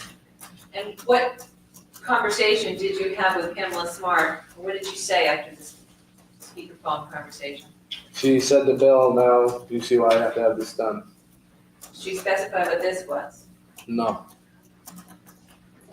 At that point, did you know about Bill Flynn's desire to kill Gregg Smart? Yes. And what did you understand her to mean by this? That she wanted Gregg Smart killed. You mentioned Bill Flynn in the room, Pam Smart. Was anyone else present? Possibly Cecilia, I don't remember. You don't know. I don't know. Did you ever see anything else that would indicate that Bill Flynn and the defendant were having a romantic relationship? Yes, I've seen them kiss on several occasions in my yard when the defendant would be dropping Bill off. I've just seen them kiss. And where would they be kissing? In Pam's car when they drive down the driveway, so in my driveway in Pam's car. What kind of kiss are we talking about? What do you mean by what kind of kiss? Well, kiss goodbye or a lengthy, prolonged kind of kiss. Okay. Sometimes a kiss goodbye, sometimes a lengthy, prolonged kiss. Describe how your driveway area in your house is located as it relates to the roadway. Well, as it relates to the roadway, the driveways, my house faces, it's how to explain it. So it faces the way the driveway comes down. And you can see out, like by an angle, you can see out onto the driveway from the house, but I was usually sitting in a camper out in my yard that faces directly up the driveway. The front windshield looks right up the driveway. If I was to look out the front windshield. Can you estimate the length of your driveway from the roadway? Probably 40 yards. And if you were passing on the roadway in a car, past your house, past your driveway, how much can you see of your house as you look in and the end of that driveway? Do you have a good view of that area? Yes.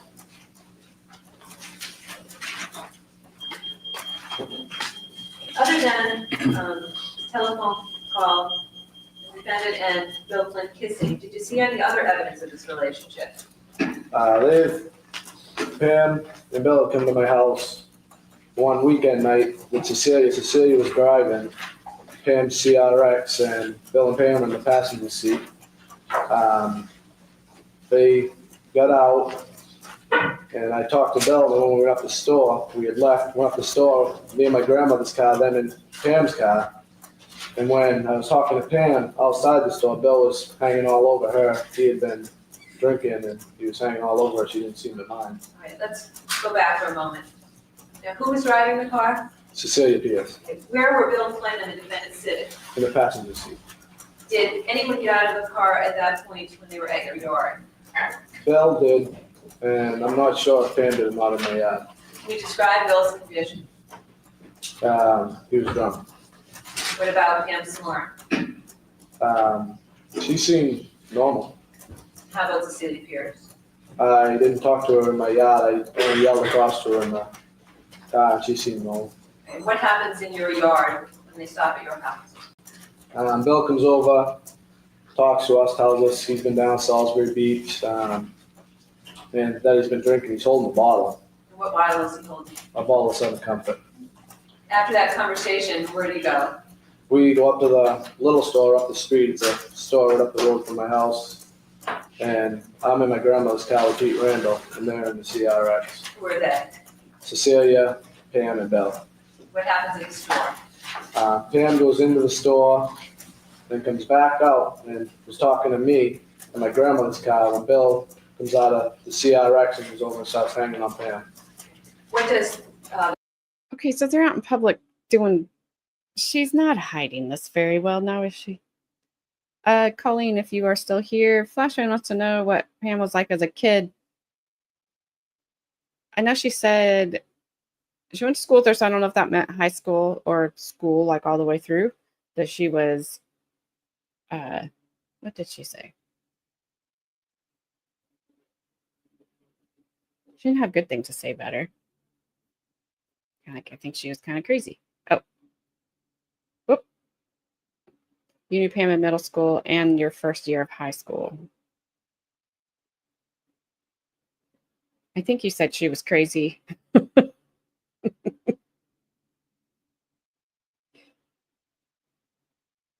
Oh, very promiscuous. Promiscuous. I'll say it right one day. Whoops. Good for her. She didn't stop. Well, like a hot dog down the hallway.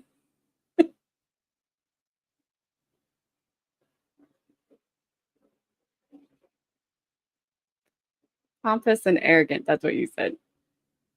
You guys can't fix her. And she's probably switched teams by now because she's been gone for you men for a long, long time. Puddletown wants her number now. No.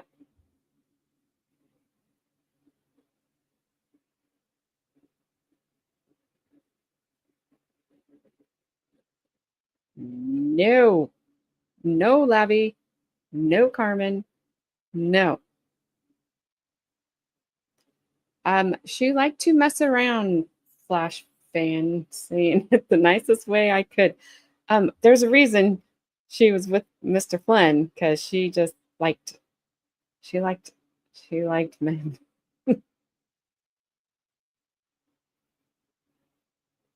A lot.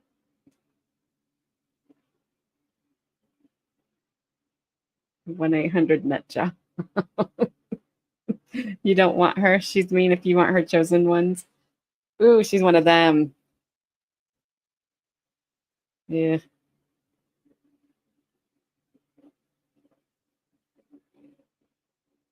She liked attention, I bet you. A floozy, yes. He probably doesn't know what that is either, Zach.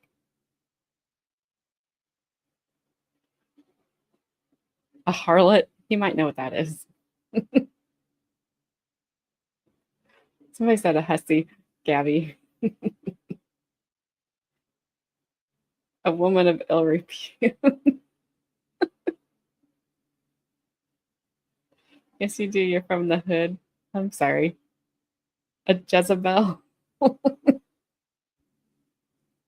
right. Well, now that we've thrown every name at her that we possibly could. Okay. A skunk. But change the U to an A. Oh my gosh. You guys are brutal.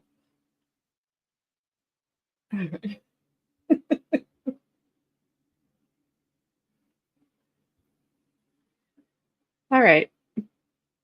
I'm pushing play for Vance. We've got another hour of him. So here we go. Welcome to the chat. Yep.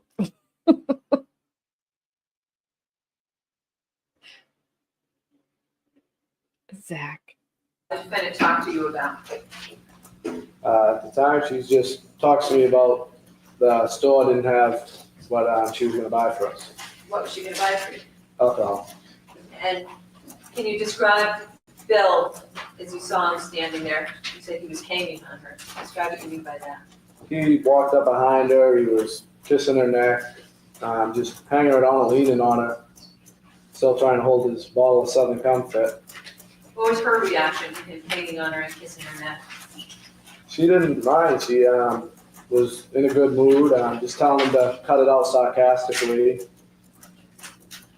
Okay, other than that incident, what other evidence have you seen of the relationship between Bill Flynn and the defendant? I've just seen them together. I don't really know. Have you ever seen anything that Bill had from the defendant? I've seen letters Bill's had from the defendant on numerous occasions, How many would you say? probably between 10 and 20. What were the kind of letters? What were the letters? Pam would be talking about their relationship in the letters and about Bill. Who showed you these letters? Bill. Where did you see them? I've seen him at his house in crime and punishment class. So at my house, Bill used to carry him around, he does.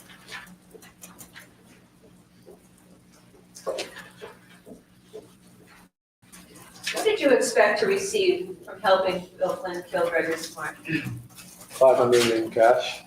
From who? Pam Smart. Where was the money going to come from? I was told it would come from insurance. Who told you that? I was told by Bill. How much insurance was the defendant going to get from the death of Gregg Smart? $90,000 on one policy, $50,000 on another. Who told you that? Bill Flynn and Pam. Where did the defendant tell you that? She told me in her office. Me and Bill were over there one day, and she told me. What else did she tell you about the $50,000 policy and the $90,000 policy?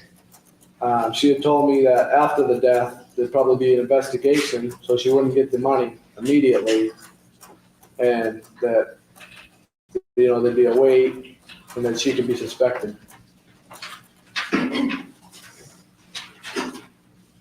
Other than the $500, what else did Bill tell you that you would get for helping him kill Gregg Smart? Well, Bill had offered me at one point anything of his, and I declined it, and then he had also said that we could use the vehicles, Gregg's truck, his four-wheeler, Pam, when she moved her new house, we could stay at, and stuff along the lines. Other than using the car, truck, four-wheeler, and the money, was there anything else that you expected to receive? No. How about from the night of the homicide, what did you expect to receive after the killing? That was what Bill and Pete would have taken out of the house, stereo, part of the jewelry. Who told you that? Bill had told me that we would take anything out of the house that we wanted.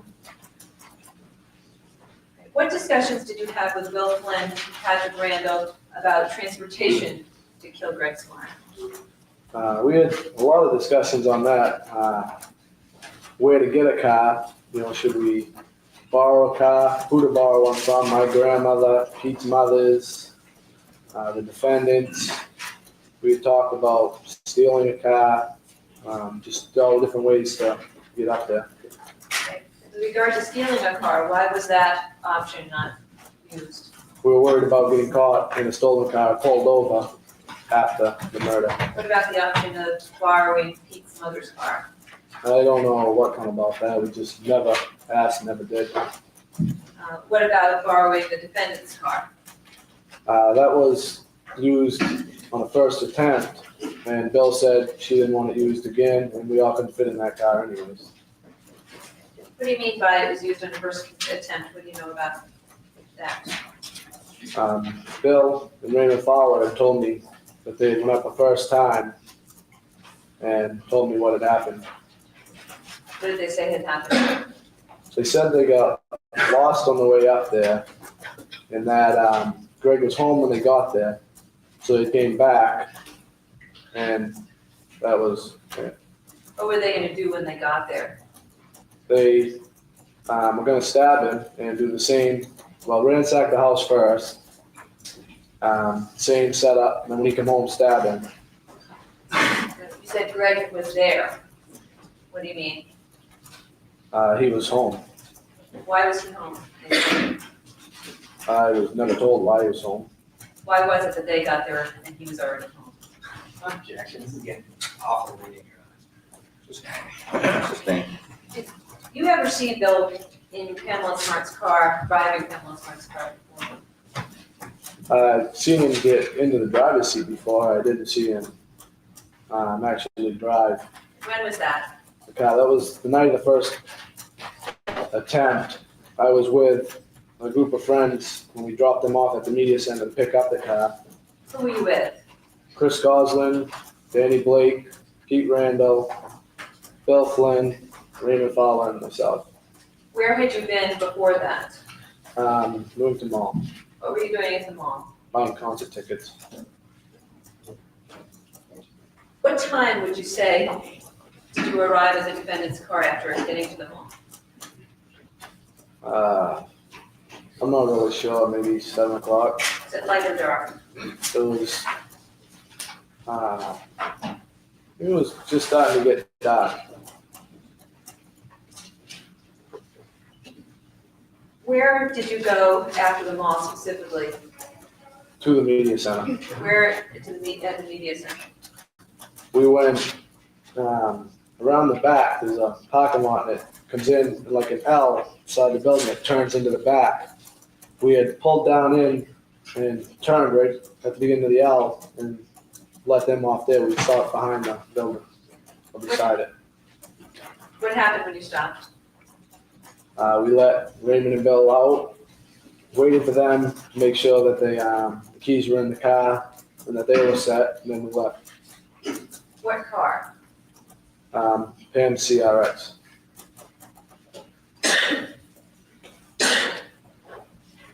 Had you had any discussion with the defendant prior to this time when you were there when they dropped Bill Flynn and Raymond Fowler off? I had seen her earlier in the day. She had come up to Bill's locker when me and Bill were standing, and she had told Bill that the bulkhead would be open. Conversation really, I was there, but it didn't have to do with me on that occasion. When were you arrested for your involvement in the homicide? June 11th, What were you charged with? act of juvenile delinquency, What was the act of juvenile delinquency that you were charged with? accomplice to first-degree murder. What was the penalty that you understood for first-degree murder? Life without parole. Have you pled guilty to something at this point? Yes, accomplice to second-degree murder. Excuse me. Accomplice to second-degree murder. When was that? January 28th. When you pled guilty, did you enter into any kind of agreement? Yes, What was the agreement? that I would receive with my full cooperation and truthful testimony. I received 30 years to life with 12 deferred. What is full cooperation? That I will testify against any and all people that have been or will be arrested in this case. And truthfully throughout the whole thing. No, you said 30 to life and 12 deferred. What does the 12 deferred mean to you? It means that if I get in no trouble during my prison time, or when I'm released a year after, I've still gotten in no trouble, and I have 12 years taken off to 30, the original 30 years. If I do mess up, I serve the 12 years. What agreement, if any, what has the state said, if anything, about the position that they're going to take on the 12 years deferred? They said if I do good, they'll recommend that I have the 12 deferred. If I mess up, then I have all 12 and they'll stand there to push it. How can you screw up this agreement? By not telling the truth, by not agreeing to testify against certain people that did want me to testify. At this point, who is it that you would have to testify? Who's been arrested first? You know? Pamela Smart and Raymond Fowler.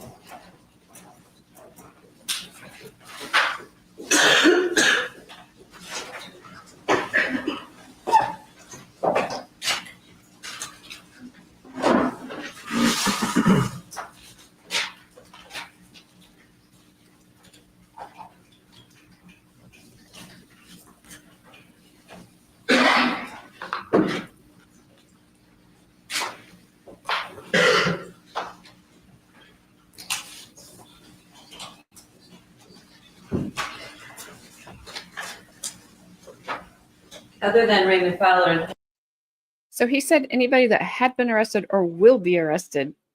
Yes, Puddleton. But then he said Pam Smart and Raymond Fowler, but didn't mention Bill Flynn or Pete Randall.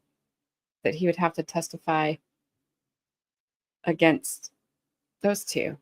Maybe because they'd already taken their plea deals. Maybe did Raymond Fowler not take a plea deal? I don't know. I'm curious.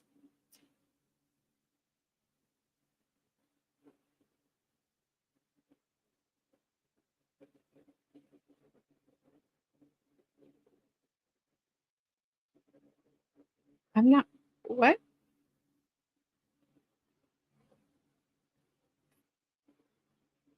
Yeah, they did. Whoops. If the skirt ever comes back, society has failed us all. The skirt. The skirt.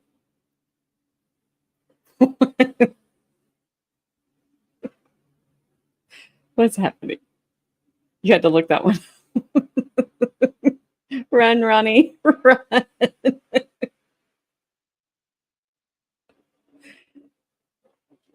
Oh, my. Yeah, sorry about your muffin. Oh, her skirt, because it's long. Is it pleated? I didn't see it. If it is, I had one of those. You little minx. I didn't think minx was bad. Is it? Because if it is, then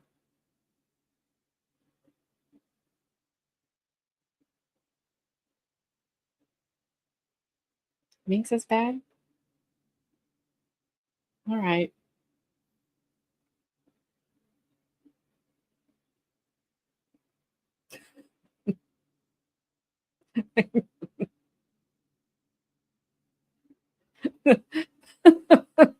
Okay. Flash. Whatever you need to tell yourself to make you feel better about that muffin. Uh-oh, Gabby. Uh-oh. One letter at a time. Uh, yes, I think that was said.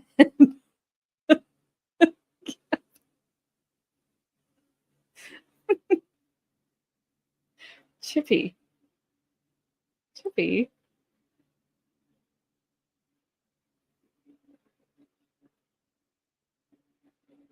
I don't know. He's not. No, Pelton, I'm not answering that.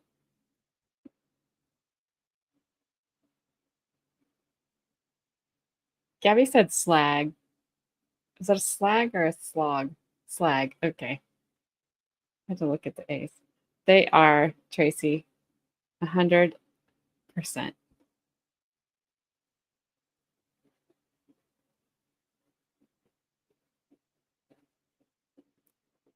Yeah, Old Soul, we've had to do that a lot, unfortunately. Even when you're just trying to say something nice, like that was nice of them, and it's like, no, okay. A fist. What? I'm hitting play, Sticky. Pamela Smart, who else would you have to testify against who's been arrested? I could have to testify against Pete Randall and Bill Flynn. How? If they were to Oh, somehow or another mess up their plea bargains. Guess So I you didn't wait understood long when enough. you signed this, that part of your obligation was to testify against anybody who the state subpoenaed you to testify. Yes. I'm going to show you an exhibit that's been marked, states exhibit 52.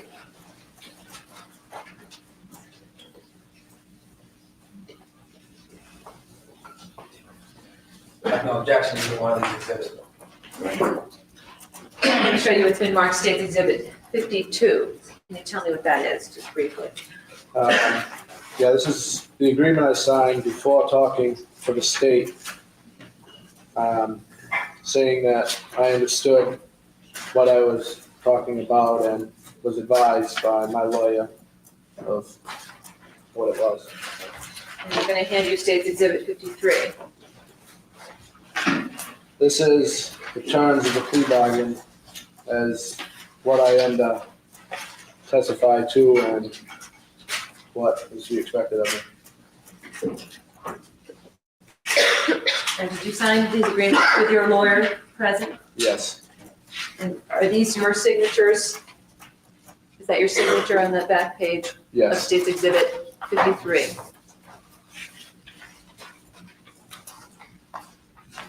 How about on State's Exhibit 52? Is that your signature? yes, Is that the signature of your lawyer, Marcia Kezerogian? I believe so. Whose other signatures do you recognize? Paul Maggiato's and yours.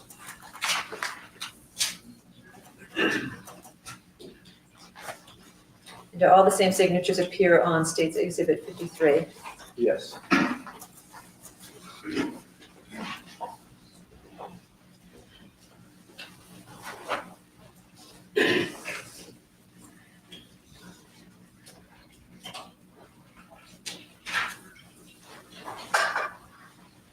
When did you first see the defendant after the murder in school?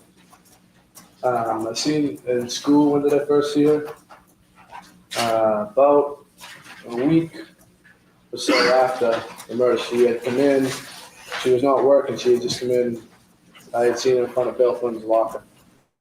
Did you have any conversation with the defendant? Yeah, she had told us where the police were in their investigation so far, that she was not a suspect, and just how things were going so far. Okay. Who was present for that conversation? Myself, Bill Flynn, and Pamela Smart. Is that all she said? She wasn't a suspect and how it was going? What else did she say? Anything?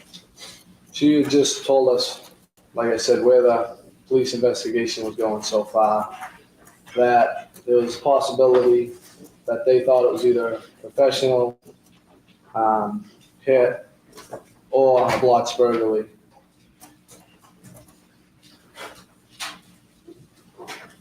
What else did you learn about the investigation from the police from either William Flynn or Pamela Smart? I had learned that the police, in their investigation, had went down to New Jersey to question people who had been arrested on a murder down there. I learned that they had went south to Massachusetts, all different places, checking out different leads that they thought they had. Who'd you learn this from? Bill Flynn.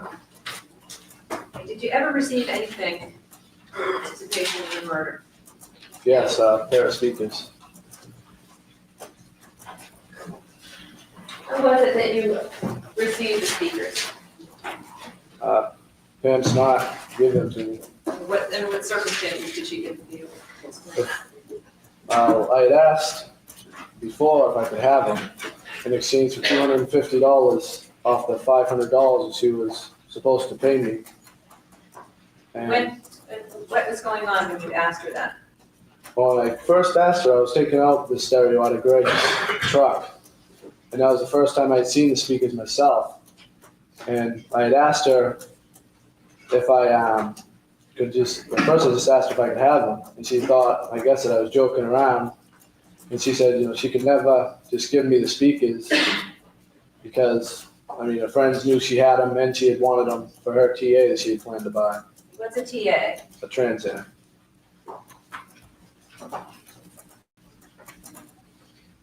What was the result of that conversation about your question about could you have them for $250 off the $500 she owed you? What was her response? Her response at that time was no. Like I said, I think at the time she thought I was joking around. And how was it that you came to receive them? I asked Bill to ask her about them again, and I had told Bill to tell her that I was getting a job and she could just tell anybody that asked that I was paying for the speakers. Who actually gave them to you? How'd you get them physically? Pam Smart and Bill both come down to CRX and give me the speakers there at my house.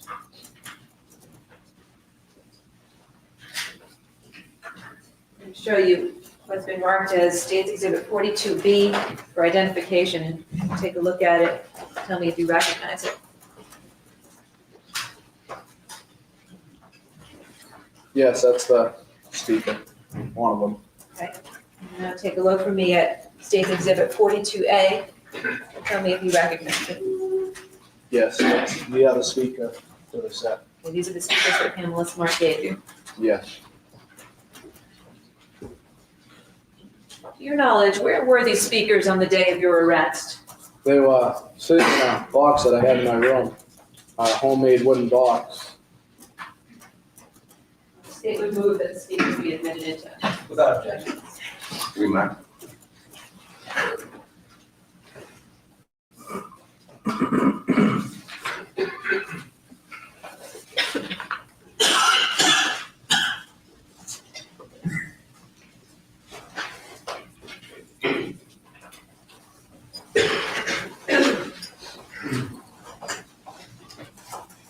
You mentioned a Trans Am. Do you ever have any discussions or involvement with the defendant about a Trans Am?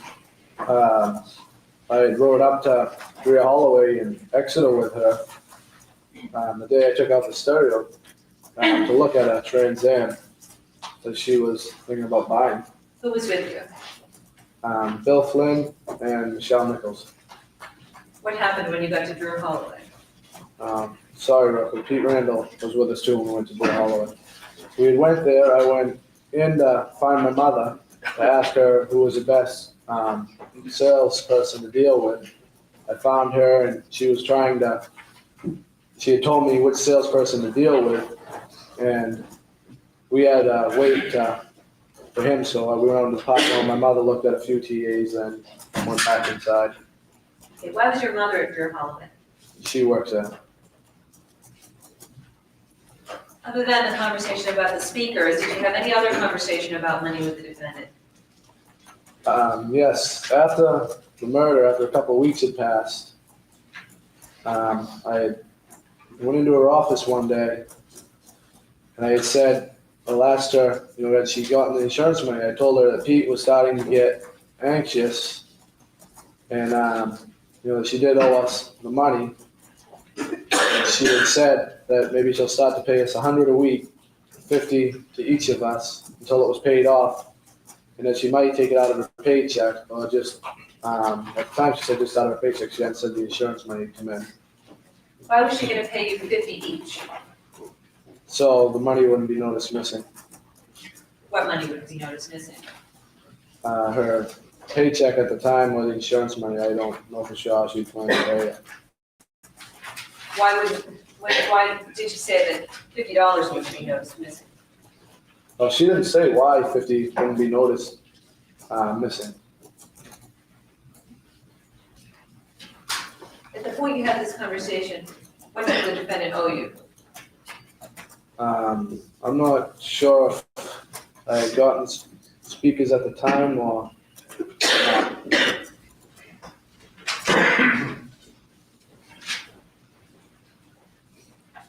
How much would she have owed you if you had gotten the speakers? 250 if I had gotten them, 500 if I hadn't. I'm going to show you what's marked as State's Exhibit 41 for ID, and ask you if you recognize it and identify it for us, please. Yes, that's the box of bullets that was bought to kill Gregg. I had them at my house. Right. What do you mean, the box of bullets that were bought to kill Gregg? Where were they bought? They were bought at Big Al's in Seabrook. Who bought them? I don't recall exactly. Who was present when the bullets were bought that you do remember clearly? Myself and Bill. Have you learned from anybody who bought the bullets? Objection. Basis. It's speculation, validation, gotta be hearsay. I will try. Alright. Where were these bullets on the day of your arrest? In my room under my bed. The state moves that the bullets be admitted into evidence. No objection. Remark.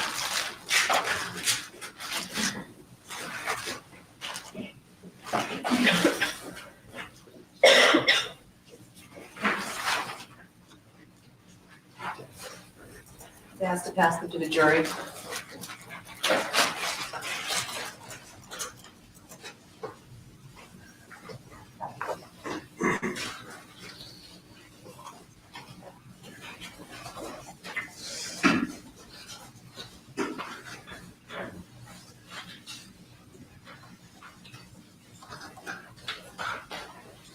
Have you ever been to the defendant's home after the murder?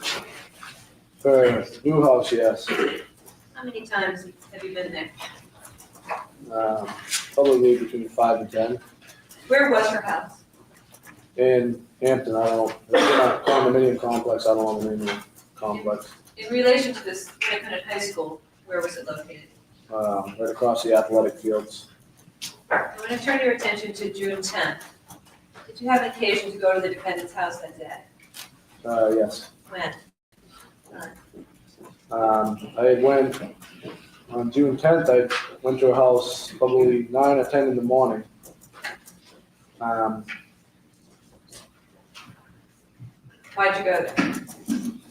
I went there to tell Bill Flynn and Pam that Ralph had found out, a friend of mine, Ralph, he found out about the murder through Pete, and that we thought he was planning to go to the police. When you arrived at the defendant's, tell me what happened. Knocked on the door, Bill answered. I went upstairs. At first, Pam wasn't in the living room, and we started to tell Bill. Pam came down, and we talked about, what should we do? And Ralph asked, Bill asked if he could reach Ralph, and he tried to call her.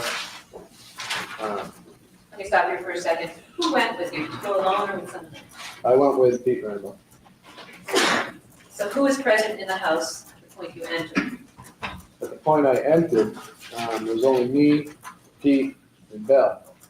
Where's the defendant?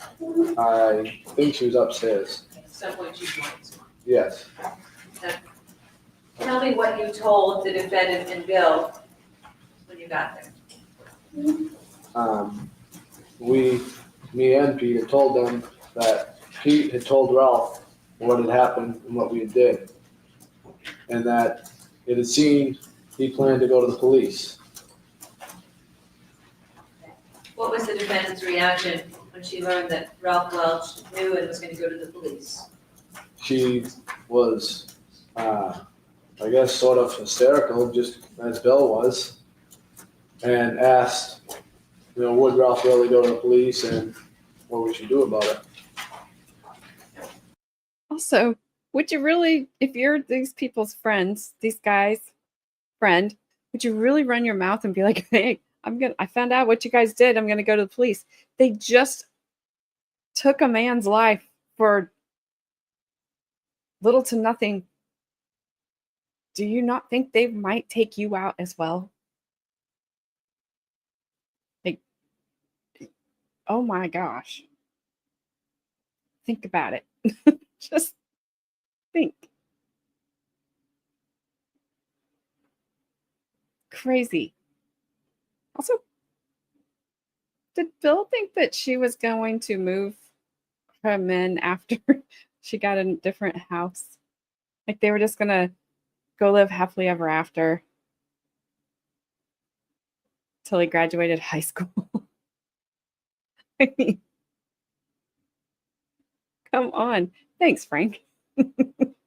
You're always such a good cheerleader for me.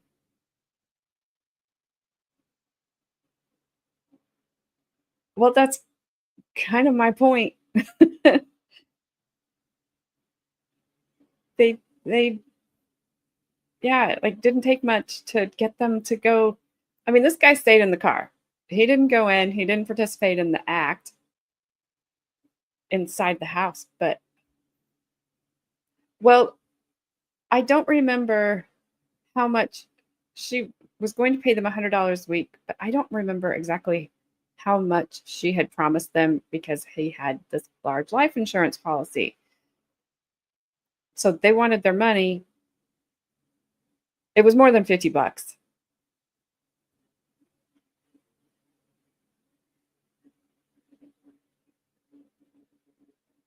Well, I guess that's probably true. But she didn't touch all of them. She didn't touch all of them. At least I don't think she did. There's not ever been word that she touched all of them. I don't think she was playing some $500 total each, or total? Oh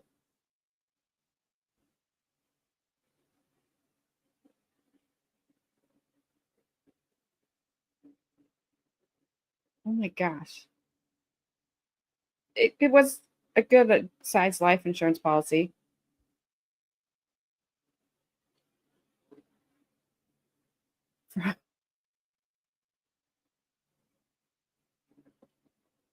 That was my understanding, that they were on the $50 until the insurance payout.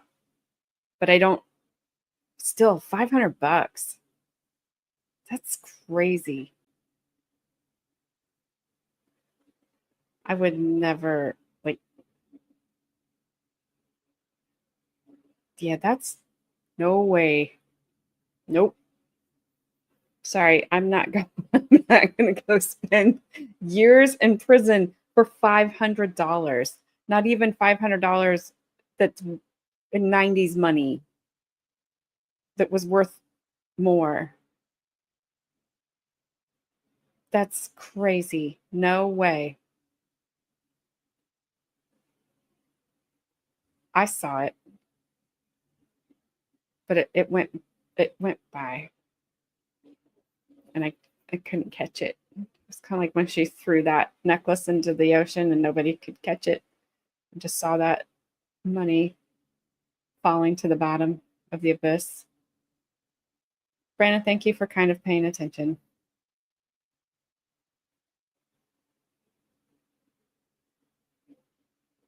Yeah, she was getting 140,000 and they got 500.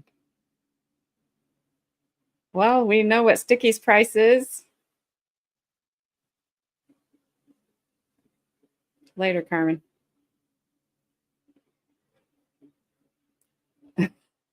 Brandon has fillets. No, it is not. No, it is not.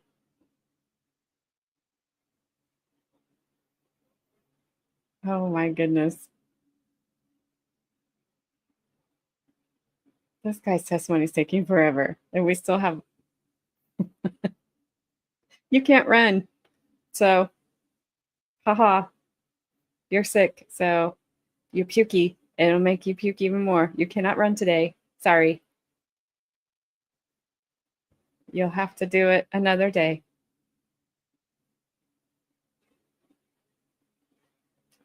Carmen, bye. No way. Not touching that. What did Ralph know about this that you told the defendant? I told the defendant that Ralph knew the entire, I don't know what to say, the entirety of what happened. From beginning to end, knew why I had the speakers, knew the entire plan. What were the reactions of the other two there? What was Bill's reaction? Bill was at first a little bit hysterical and mad at Pete for telling Ralph. He was asking me, why did you tell him? Why were you that stupid? And what happens after you tell them both what that was Ralph? Bill tries to call Ralph, Ralph's girlfriend. Do you see him make a telephone call? Yes, I'm sitting right on the couch next to him. What comes of that? He gets in touch with Ralph and he tries to tell Ralph it's a joke and he doesn't know why we would say such a thing and that Pam will never forgive him if she finds out. What, after the conversation with Ralph, then what happens? They hang up once and we figured we better call Raymond to get the story all together. So we call him up and ask him to come down and meet me at Tux Field in Hampton so I can show him where Pam lives. He said we better call Raymond to get the stories together. Who was involved in that discussion? All of us.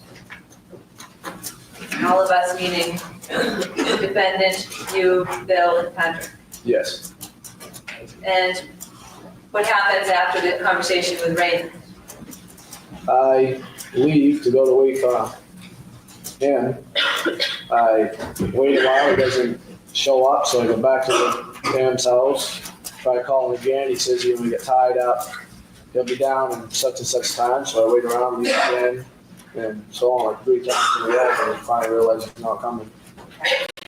And after you realize Raymond Fowler's not coming, what happens? We, all of us, decide to go back to Seabrook so I can see if I can retrieve the gun from my father's room. So we go back to Seabrook. Who goes back to Seabrook? All of us, myself, Bill Flynn, Pete Randall, Pam Smart. How do you get there? Pam Smart's car. What happens when you arrive at Seabrook? I get let out at the top of my driveway to go down and see if the gun's there. And I'm told to meet them up at the little store when I leave my house. Okay. What happens when you go to your house? I start down the driveway where I see my uncle and I ask him if my parents are home. He says, no, they went down to the police station, they brought some guns down. So I leave my house, jog up to the store and find Pete and Bill in the arcade, little arcade room. And I asked them where Pam is. Well, they told me Cecilia's mother was there, so she had to leave. And then what happens? We go up to the bridge, right up by the store, and he hides out of in the bushes, off and on waiting. Pete sees his mother ride by, flags her down, goes over to talk to her, and then he comes back, and eventually Pam comes back and picks us up. What happens after Pamela Smart picks you up? We decide to go back to her house. We are riding at Hampton Beach, and we're all real in a hysterical mood, real scared. We're trying to figure out what we're going to do. And when you say all, who do you mean? Myself, Pete, Bill, and Pam. Okay, go ahead. We were deciding whether we were going to leave the state, just make up a complete story of what happened, and like, where are we going to pick Bill up, me and Pete? Where would we pick Bill up? Because we had a road bike at our house. What does the defendant say? She says that she doesn't want us at her house. Say why not? She said she didn't want to be seen with us or have the police come to her house and have us be there. Okay. Bill, later into the conversation, asked the defendant if he can have money. In the car, she says no, and that she couldn't have the money disappear. And we talk about where me and Pete will be let out to pick up the road bike out of her garage, and where we're going to pick Bill up after we come back with a car. What happens when you arrive at Hampton? But we come to a corner up by Pam's house. It's an intersection with lights. We pull over. Me and Pete jump out of the car, and Bill. All 3 of us jump out. Bill goes behind the condos, and me and Pete go through the front to get the road bike out. What is the plan that you've decided upon together in the car? The plan is me and Pete take the road bike, go back to Seabrook, get Pete's mother's car, come back to Winnicott, and pick up Bill in front of the school. All right, so when you arrive, you would Bill and Pete get out, what happens? Me and Pete run to the front of the condo, pick up the bike, and Bill, like I said, goes to the back. Me and Pete leave on the bike and head towards Seabrook. And then what happens? Me and Pete arrive in Seabrook. We see his mother's car at a store. He runs in and comes back out, gets on the bike and says, go down and wait for his mother at his house. And what happens? Why are you awake, Baker? What are you doing? Go to sleep. Also, good to see you. You were up for like ever on here streaming yesterday. I don't know. Does it have to do with your stream from earlier?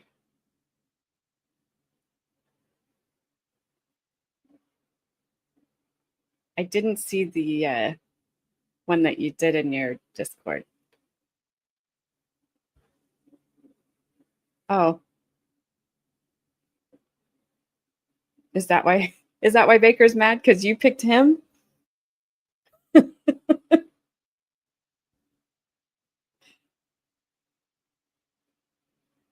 Baker, Colleen is saying hello to you. And she went to school with Pam Smart. Is that not crazy? Hello, Grandma. You got a copyright? You got a strike? Baker. I'd be mad too.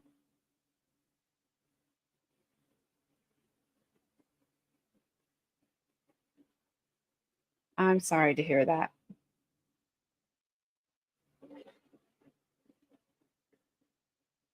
What did they get you on?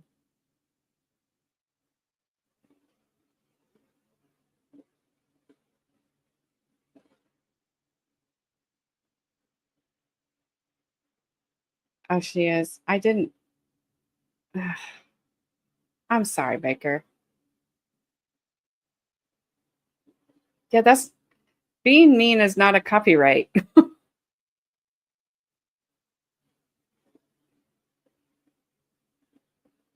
That's wrong.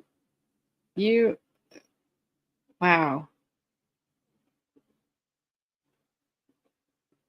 That sucks because then when you try to fight it, if you lose, it's like double whammy.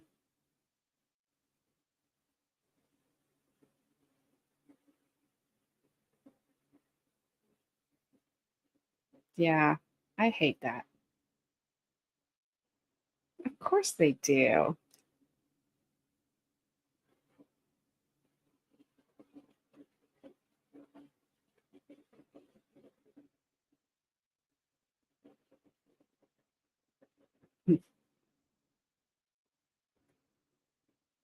Wow. I don't even know what to say, Baker. I hope you win your appeal.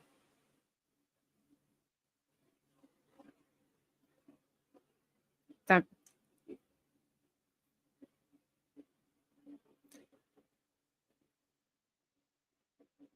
Did you like wake up and then just find that out? That's horrible.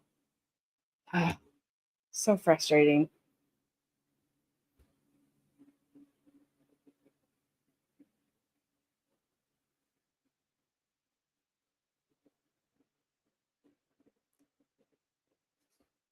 So Gabby does not fall into that category. Let's go.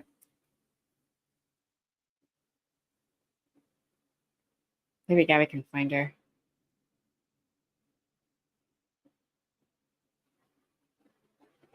I don't know who it is. I just saw I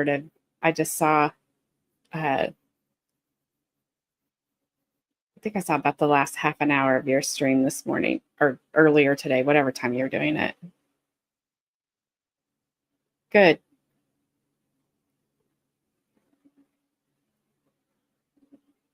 I hope that you lose that too. The 90-day warning. Just to be clear. Yep, Colleen, it is such a pain.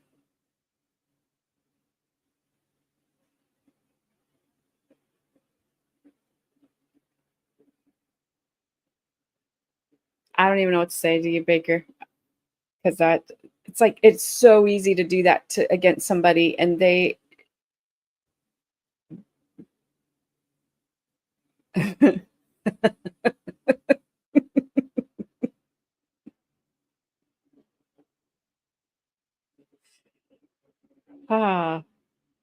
Flesh on the 90-day warning is when you get a copyright strike, you get 3. So if you get another one, if you get 2 more, then you're done. You're done. Your channel is gone. Like, that's it. You cannot start another one. You cannot try to come around, like find a way around it. Nothing.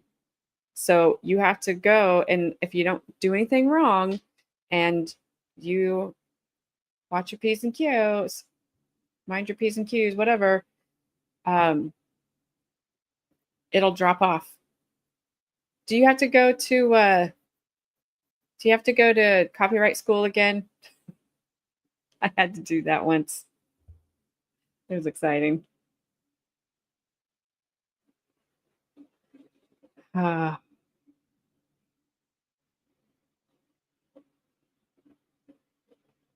yeah. Well, I'm glad you I'm glad you got their attention, Baker. I hope that it goes in your favor. It just sucks, like I said, how easy it is for people to get mad and then say that, and YouTube doesn't even, they're not looking at it. It's some stupid AI thing looking at it, and they need to have real people to do that job.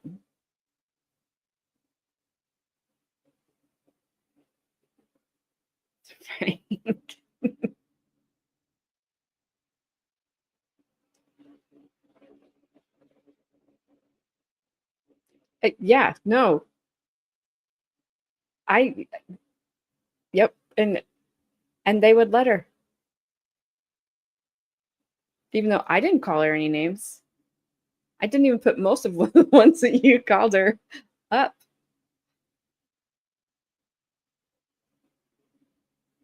But yeah, it would be, I would have to try to defend myself against it, and I would probably lose.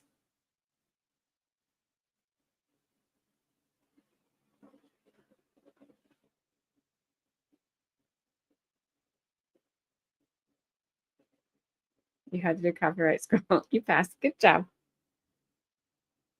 Claim she is, yep. Misusing terms of service, yep.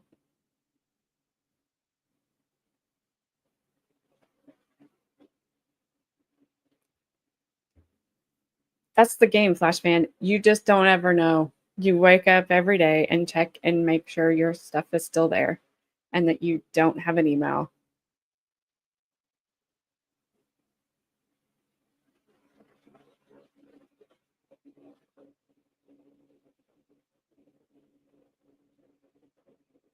Wow. Yeah, that's crazy.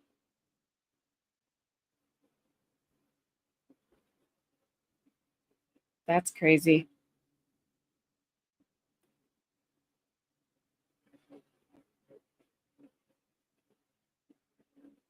Which is wrong. Like, how do you get a strike, Grandma? Like, you can't, you are so limited on what you can and cannot do. I don't even know how you would, I don't know. Gabby.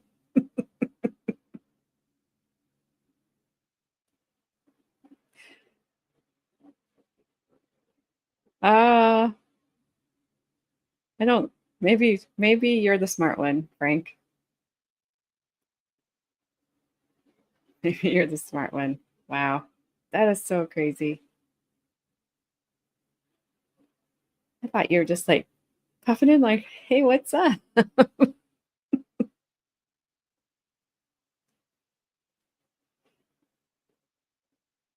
Do you want me and Carmen and to go see Gabby in her state? I can't do anything. I'll stay in the car like this guy did. They won't turn on me.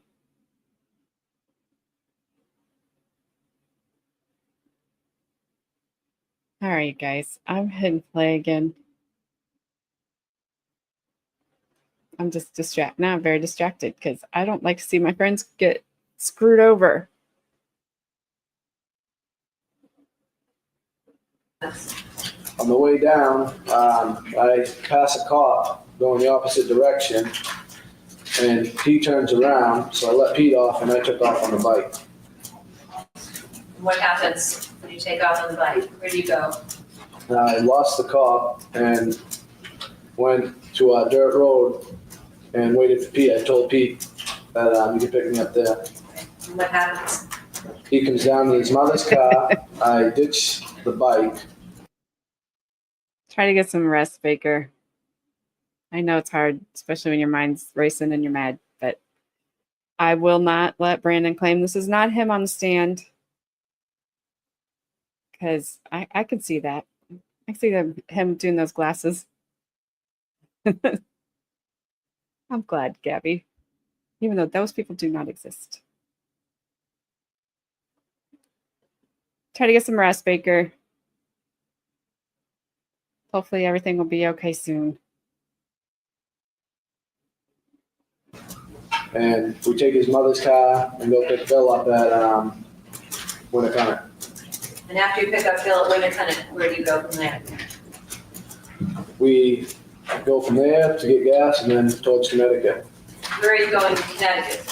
Pete has relatives down there, And where do you end up? and North Wilmsdale. What happens after you arrive at North Roselandsdale? Where do you go next? We make a few phone calls up to New Hampshire, my parents, their parents. Pete's father tells him he's going to call the state police and have the car reported stolen down there if we don't return with it. And so we just decided, instead of all the harassment, just decided to go back to New Hampshire. You said we've all made phone calls. Who did you make the phone calls to? I called my mother. Is that the first time you called your mother? I called from Pam's house, but I didn't really talk. She had just said there's a family emergency and to come home, so. After Pete learns this information from his father, then what happens? We decide to head back to New Hampshire. What happens when you get back to New Hampshire? Well, I stop in Salisbury. I call my mother, tell her I'll be home in about a half hour. And Pete does the same thing. Then we drive into Seabrook. I drive Bill home, drive down to Pete's house, and then Pete's father drives me back to my house. And then where do you go? I go into my house and just go in my house. What happens the next day? The next day, we'd get up. None of us went to, well, Pete went to school, me and Bill didn't. We just sort of hung around the yard and everything until later that night, went to the movies where our parents came and told us the police had a warrant for our arrest. What happens? What happens after your parents tell you the police want you for your arrest? We go to the police station. And what happens at the police station? They read us our rights and arrest us.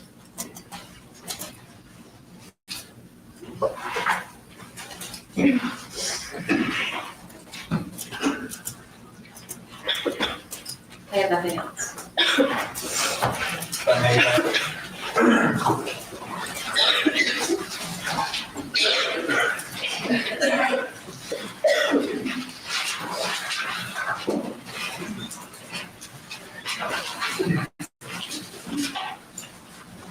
Okay, now I see how he pointed to Pam the direction that he did. Also, is that an East Coast thing where the prosecutors sit in front of the defense? Because they did that in the retrial.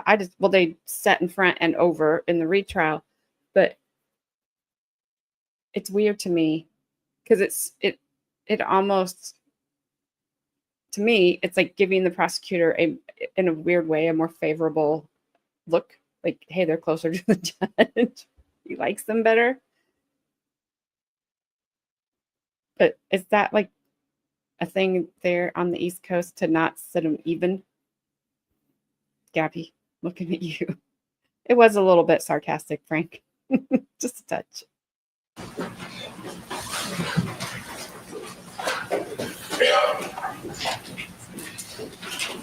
Vance, why don't you tell this jury who you said goodnight to last night?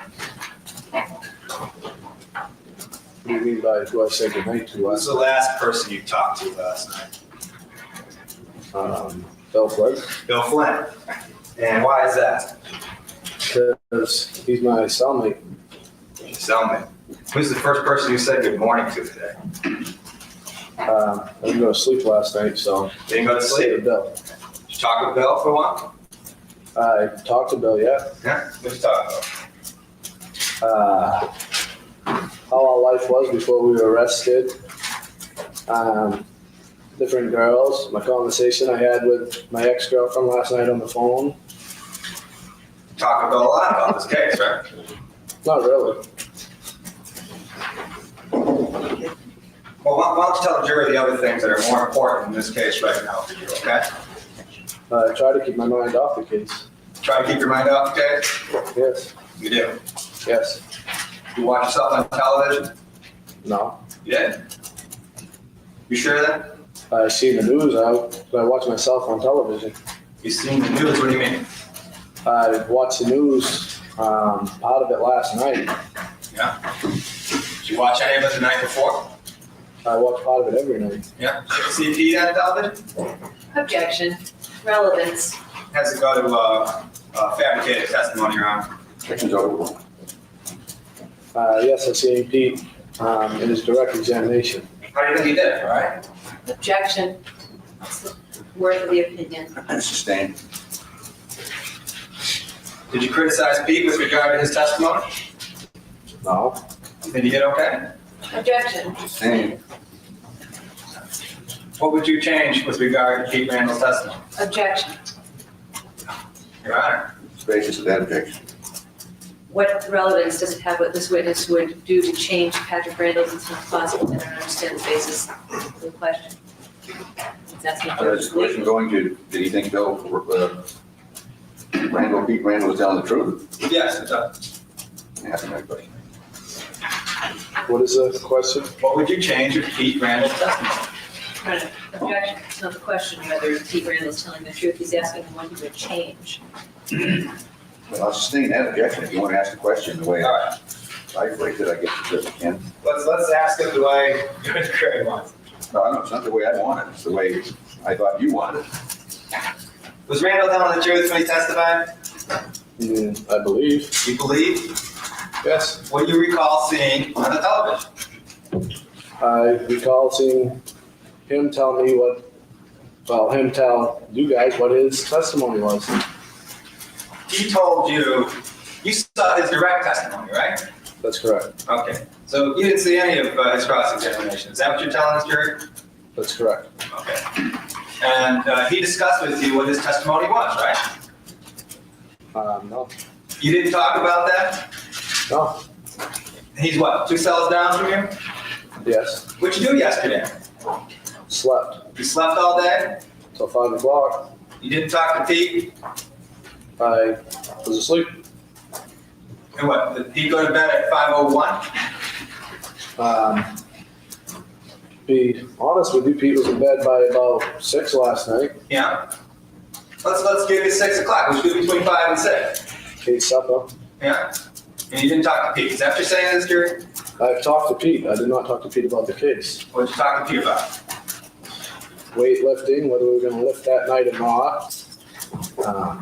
I don't recall every little conversation.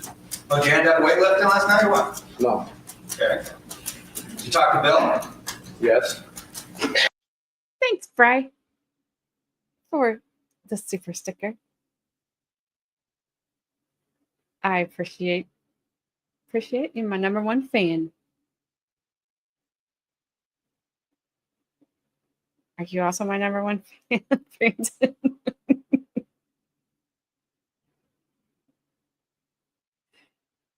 It's so weird to me that these guys are still able to talk to each other, that they have not kept them separated. I don't blame the defense for asking these questions.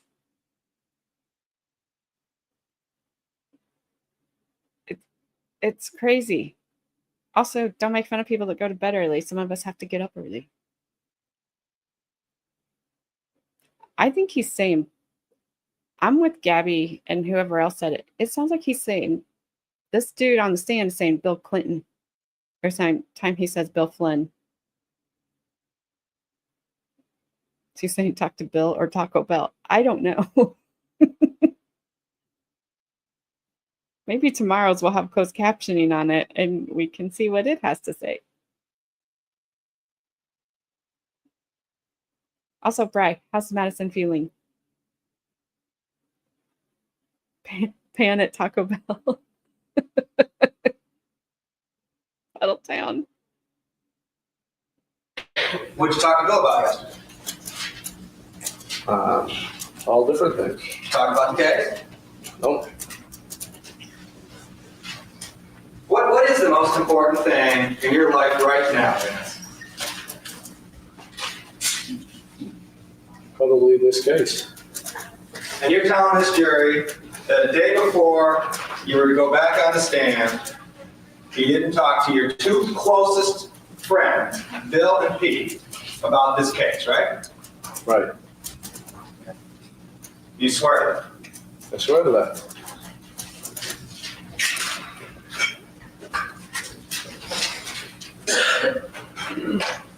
What does Randall have to say about the purchase of this ammunition? I don't know. You don't know? What do you have to say about the purchase of this ammunition? When was it purchased? Sometime before May 1st. Can you be a little bit more specific for this jury? I don't recall the exact date that the bullets were purchased. Was it 2 days before the murder? I just remember it being before. I thought myself that it was a while before. You thought yourself it was a month and a half before Gregg was killed, right? A while, yes. You thought it was a month and a half before Gregg was killed, right? Between a month, 2 months, yes. That would have been into March of 1990, right? Yes. March of 1990, who purchased that ammunition for you? In my memory, like I said before, I didn't remember. Since then, I had learned George Emon. Who'd you learn that from? I'd learned that through my mother, through Pete and Bill at an earlier time, not yesterday or the day before. Let me ask this question one more time. Maybe I'm just not making it clear, okay? You've been talking to Pete and Bill about this case, right? Yes. You've been talking to Pete and Bill about specific problems with this case, haven't you? No. You haven't been talking to Pete and Bill about your story? No. I asked you just about 3 minutes ago what Randall had to say about the purchase of that ammunition, remember? Yes. What did you tell this jury? I said what he had to say. I didn't say there was a problem with our stories. He had said when he thought they were purchased. Who purchased it for you? George Emon. You're sure of that now, right? Still not positive, no. What other ammunition have you purchased? I went numerous times to gun stores with my father to buy ammunition. Okay, so your father bought ammunition? Yes. Who else bought ammunition for you? I went with other people, Ralph's father, I believe at one point Ralph's brother. How many times have you gone to purchase hollow point ammunition that would fit a .38 caliber Charter Arms revolver for the specific purpose of killing Gregg Smart? Once. And you're telling this jury you can't recall who went in and purchased it for you? That's correct. Now, we not only talked about this case at the Rockingham County Jail, but you talked about this case while you were all locked up over at the ADC in Concord, right? Wrong. You talk to Bill and Pete all the time at the ADC in Concord. Nope. Are you sure of that? Yes. That's true what you're saying right now? Objection asked and answered 3 times now. Sustained.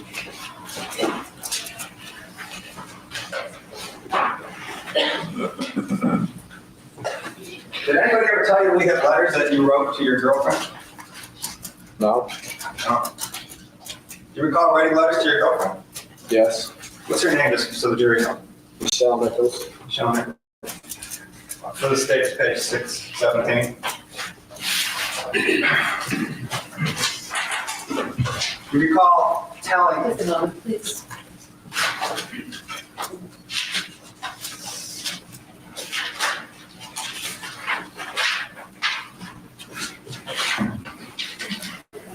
you recall telling your girlfriend that in part, I don't know how I will take it if they move Bill, or him actually it said.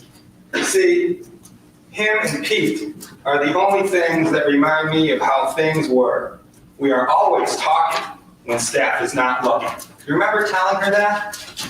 Yes. Did you lie to Michelle? I exaggerated, yes. You exaggerated. You exaggerating all these letters? Not in all of them, no. Well, are you telling this jury you didn't talk about the case at the ADC in Concord? That's correct. You're telling this jury that you and Pete and Bill didn't get together as often as you could to talk? That's correct.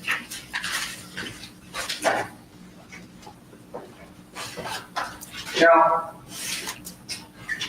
this agreement that you have with the state has to do with your full and truthful disclosure, right? Yes. And it's important for you to basically get out a story that you already told the prosecutors, right? Objection. If you change your version of the story, what's going to happen, Vance? Objection. Reference to version of the story. Yes.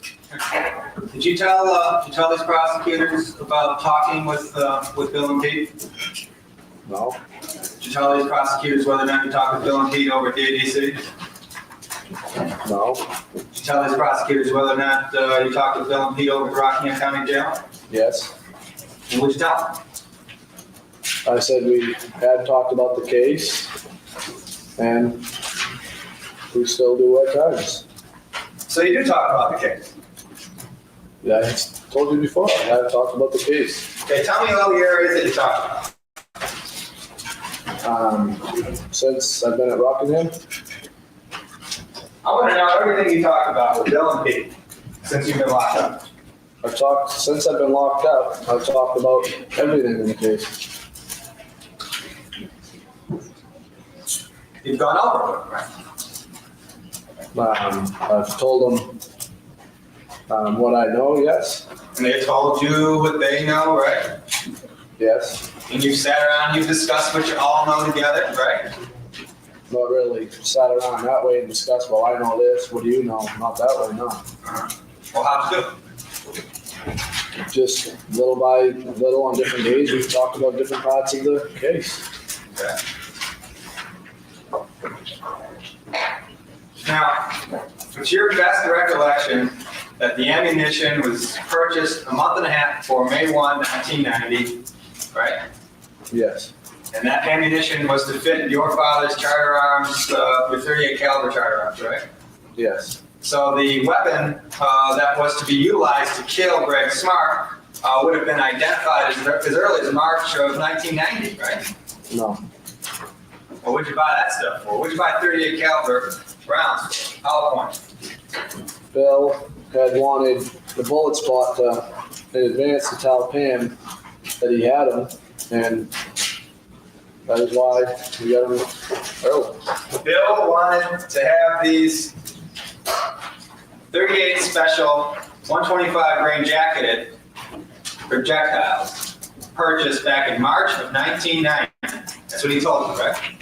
He told me when we got them that he wanted them. He said Pam would give him the money for them, and that he just wanted to get them to show her. So these weren't supposed to be used? But they were going to be used down the pit tiger shoot. That was it. That was it?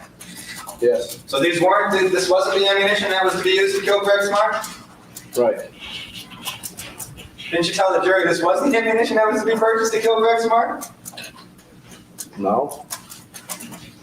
Well, it's hollow point ammunition, right? Why was that purchased? Bill had asked what kind of bullets should he get if he wanted to kill Gregg. Well, if they were going to be used in the sand pit, who cares, right? He wanted them bullets. He wanted what kind of bullet? He wanted the hollow tip. He had asked me what kind of bullets do I think would be best, and that's what he wanted. So he asked you for your advice a month and a half before the actual murder. Yes. He asked you, why 38 special weapon? Because my father had a 38 special. He's got all kinds of firearms, doesn't he? Only 2 pistols. Well, what are they? 22 and 38. Did he ask your advice on that too? No. No. Did you show him the 38? I don't know if I showed him it. I think he'd seen it before, but I don't know if I showed him it for that specific reason. Okay, but he wanted bullets, right? Yes, In March of 1990. I believe so, yes. That would have more destructive power, killing power, right? I think. What did he ask you for? He wanted to know what bullets would be best so he could tell Pam what he had bought, and that was it. And these weren't to be used anyways, right? But It's just a coincidence that they would fit the actual murder weapon, right? back in March, my father's gun was not even planned on being used in the murder. Then why didn't you get something really magnificent to show Pam? Why didn't you get some 44 ammunition? I don't know. Or, 45, get something spectacular. I don't know. Fact of the matter is, back in March of 1990, the murder weapon had already been isolated. The most deadly ammunition for that weapon had been purchased, right? No, That's not true?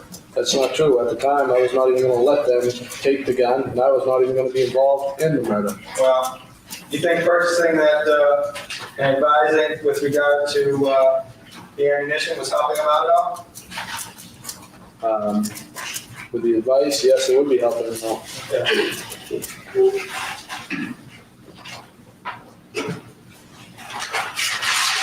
Fact of the matter is,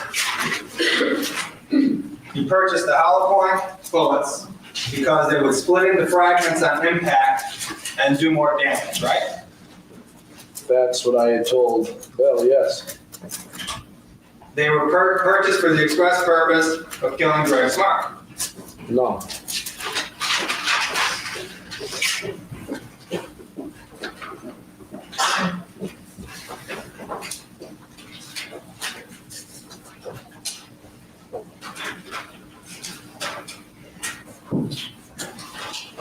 You had other ammunition that you could have utilized? Yes. And where was that located? My father had other ammunition in his room that I could have utilized, and What kind of ammunition was that? 357, 30-06, numerous shotgun shells. And how much of that ammunition would have fit in the charter arms revolver? None of that. He had 38 shells. Couldn't have just had those, right? Couldn't have just shown those to Pam if she needed some proof to see bullets, right? I don't know why we didn't. You had 38 caliber rounds in your bedroom? Then rounds there were found in my bedroom when I was arrested. That's where they were when I was arrested, And where were the other rounds that you had access to? in my father's room. And were those all purchased Were those all purchased? from a legitimate gun dealer? Yes. Did you have any other ammunition whatsoever?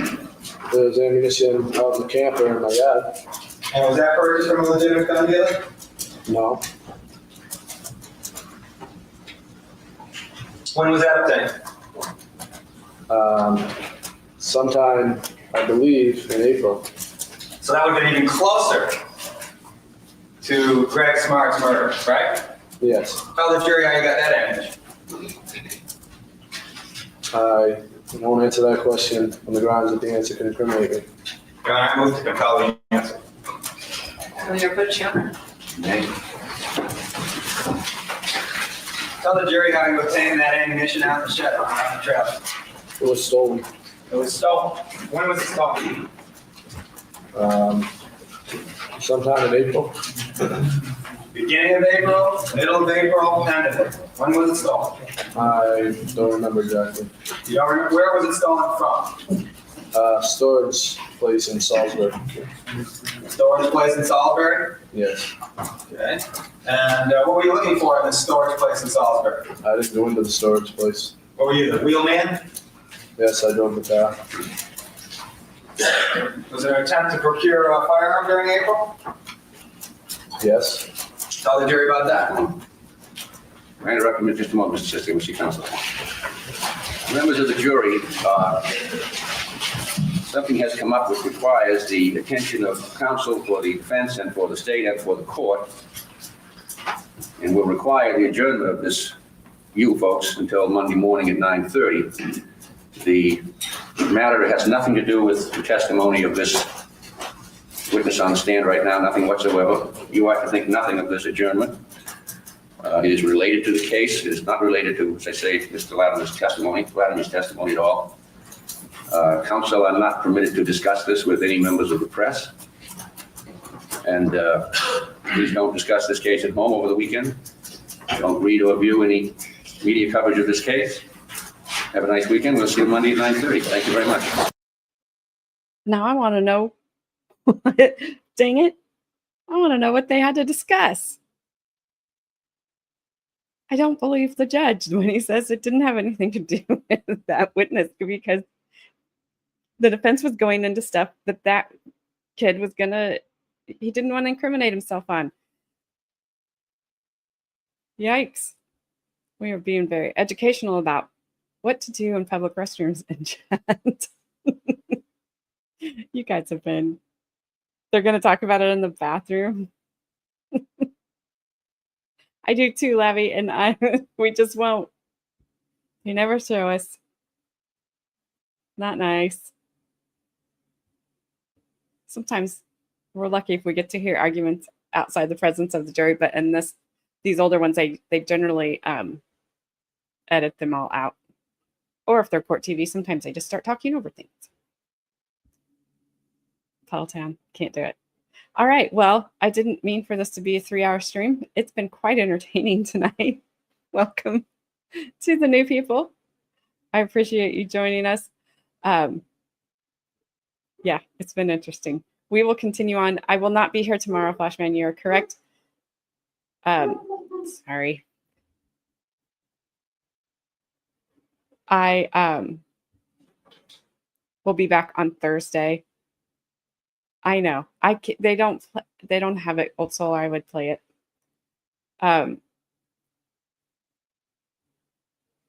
Sorry, I've got distracted. The witnesses, the accomplices, I was their age when this happened. Like, I was getting ready to graduate high school when they were on trial in March of '91. I graduated that in June. It's crazy. I would have never thought to be in their shoes. I don't care how good looking the teacher was. Gross. All right, I'll pick you up at 9. I do not drive like you said your wife did. Slow as shit. I don't. I was not a stripper in '92. I've never been a stripper. Thank you. Wow. Also, yes, you cannot puke in my car. That is against the rules. Anyway, I will be back Thursday at 6 p.m. Eastern Time. We will continue on and cover the second part of Mr. Lattime's testimony. Kind of crazy, where the defense is trying to take him.